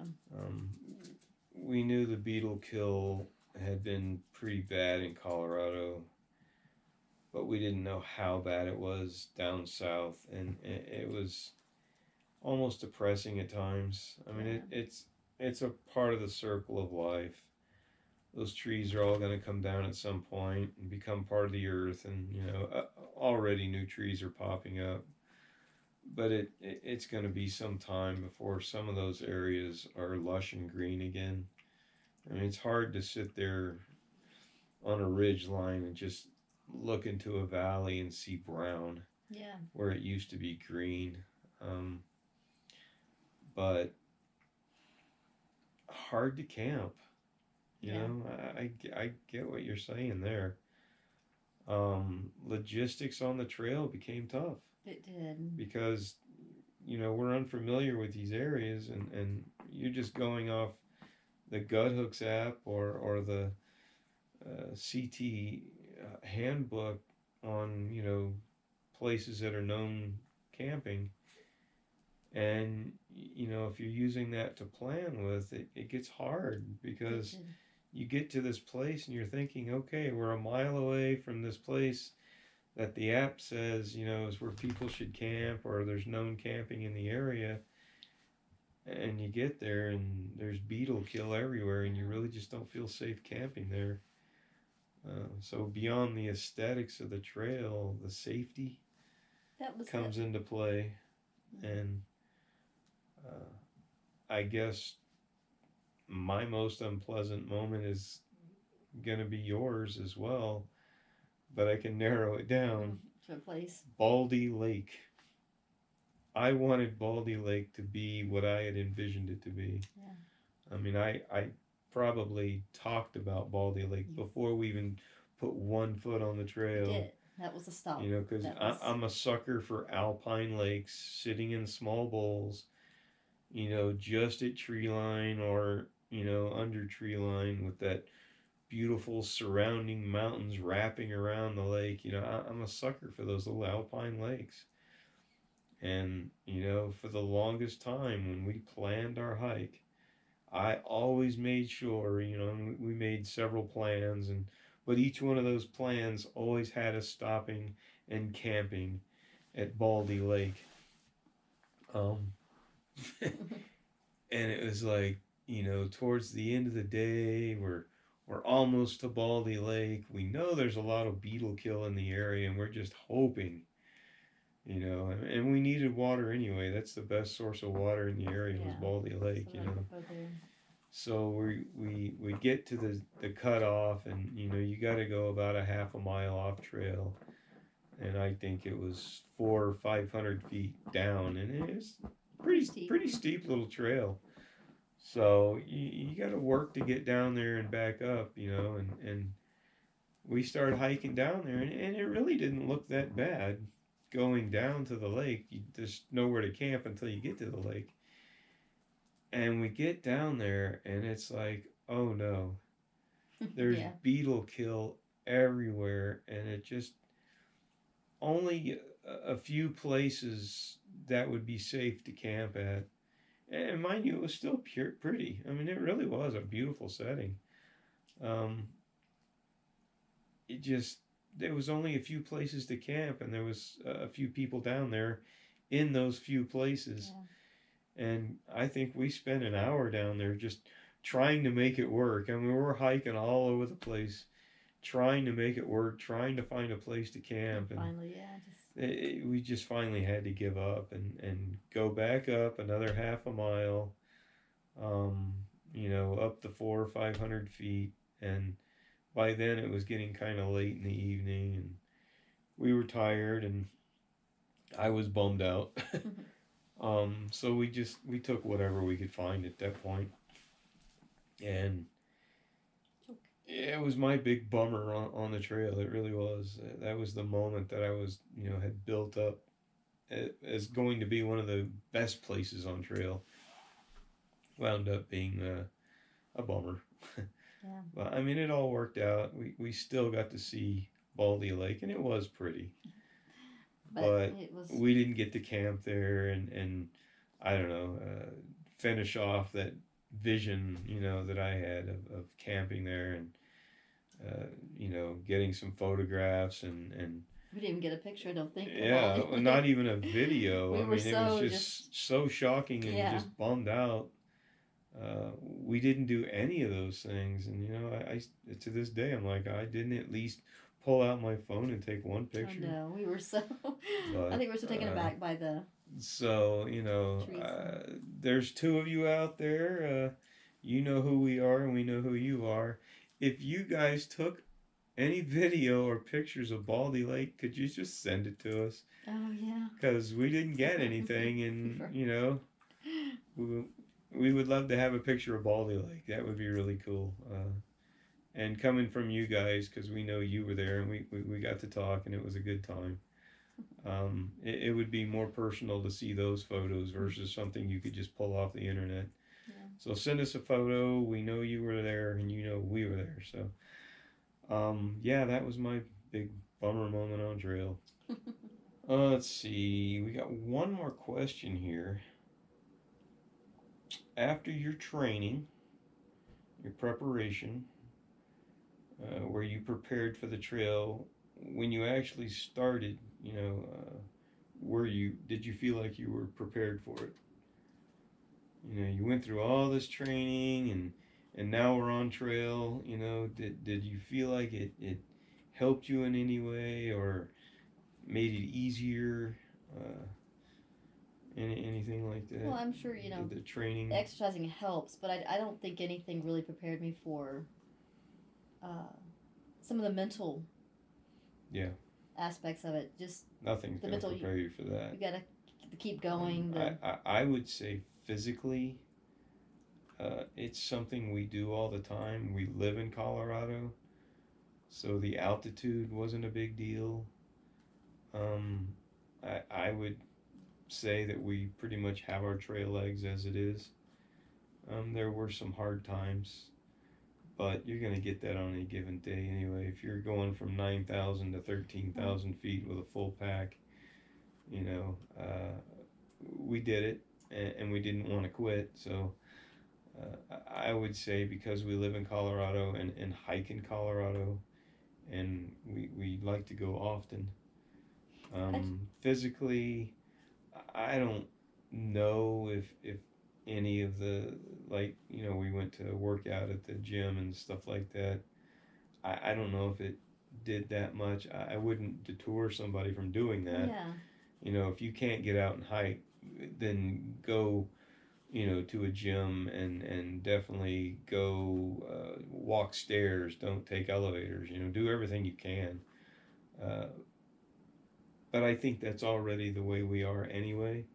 If we see stairs and we see an elevator, we take the stairs. But Just because, we want to keep our bodies moving. We made a decision years ago to keep our bodies moving and as active as possible, and not, let it get too weak on us. So we're constantly in that mode. But, like you said, mentally, that was, and that can affect you physically because you're just. Yeah, day one, you're on trail, and I think I started in early on. Day two, I remember making the video. Uh, yeah, day two, I think it was. We're hiking into the burn scar area, segment two. And I don't know why, but I just kept going on and on and on about hiking at 50 plus years old. Yeah. And how younger people, it's so much easier for them. And I think you could probably tell that, in the back of my mind, I'm going, oh my God, what are we doing? Yeah, it was 500 miles to go. What have we gotten ourselves into? And we push past that, and there are several times in the videos, throughout the videos, we probably mention, the younger kids on the trail and us, but we push through. I like the one more. I mean, the one more we got up. I don't remember, 20 something, and you're like, I just don't feel like hiking today. Yeah, there are those days. Like doing it. You have those days, you're hiking for over a month, and you're like, I don't feel like hiking today. If we would have had more time, yeah, sure, okay, well, let's stay here another day.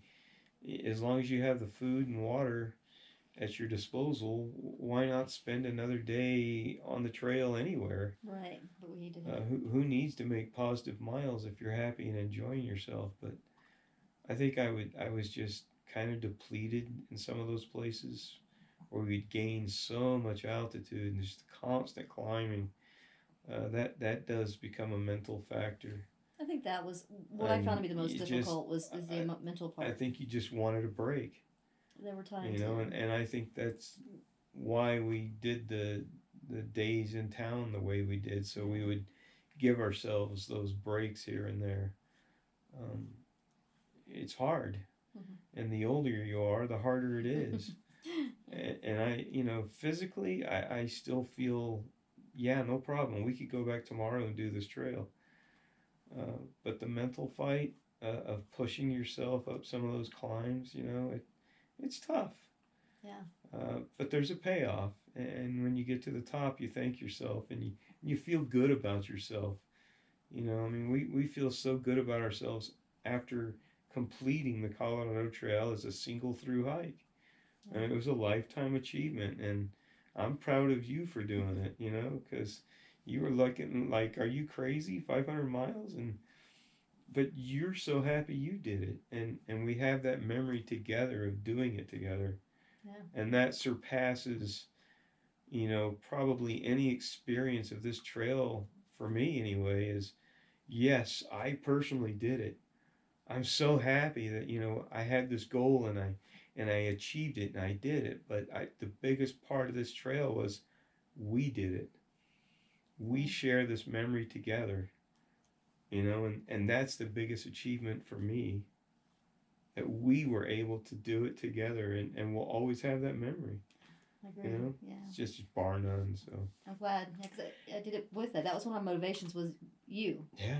Because you wanted to do this so bad, and at first I was like, I don't know. Well, there's a reason it's Mad Hippies. And I said, okay, I'll do You this. know, mad about each other. Miller and Debbie mad.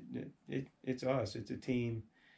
Uh, it's life together in what we do. So, you know, that was our lifetime achievement together, and we got more coming. So, you know, get out there and hike. You can do it. You know, train, read, figure things out. You know, don't be afraid of it. You know, ask more questions. You know, we're happy to answer questions on any given day. Send us some questions if you want, or you know, contact us. Whatever you want to do. If we can, you know, inspire more people to get out there and follow their dreams, or you know, have a goal of hiking like this, so be it. It's awesome and it's amazing, and we hope to see you out on the trail, and hope you'll follow suit and get out there and do it, because you can. Experience is what it's all about. Got that right.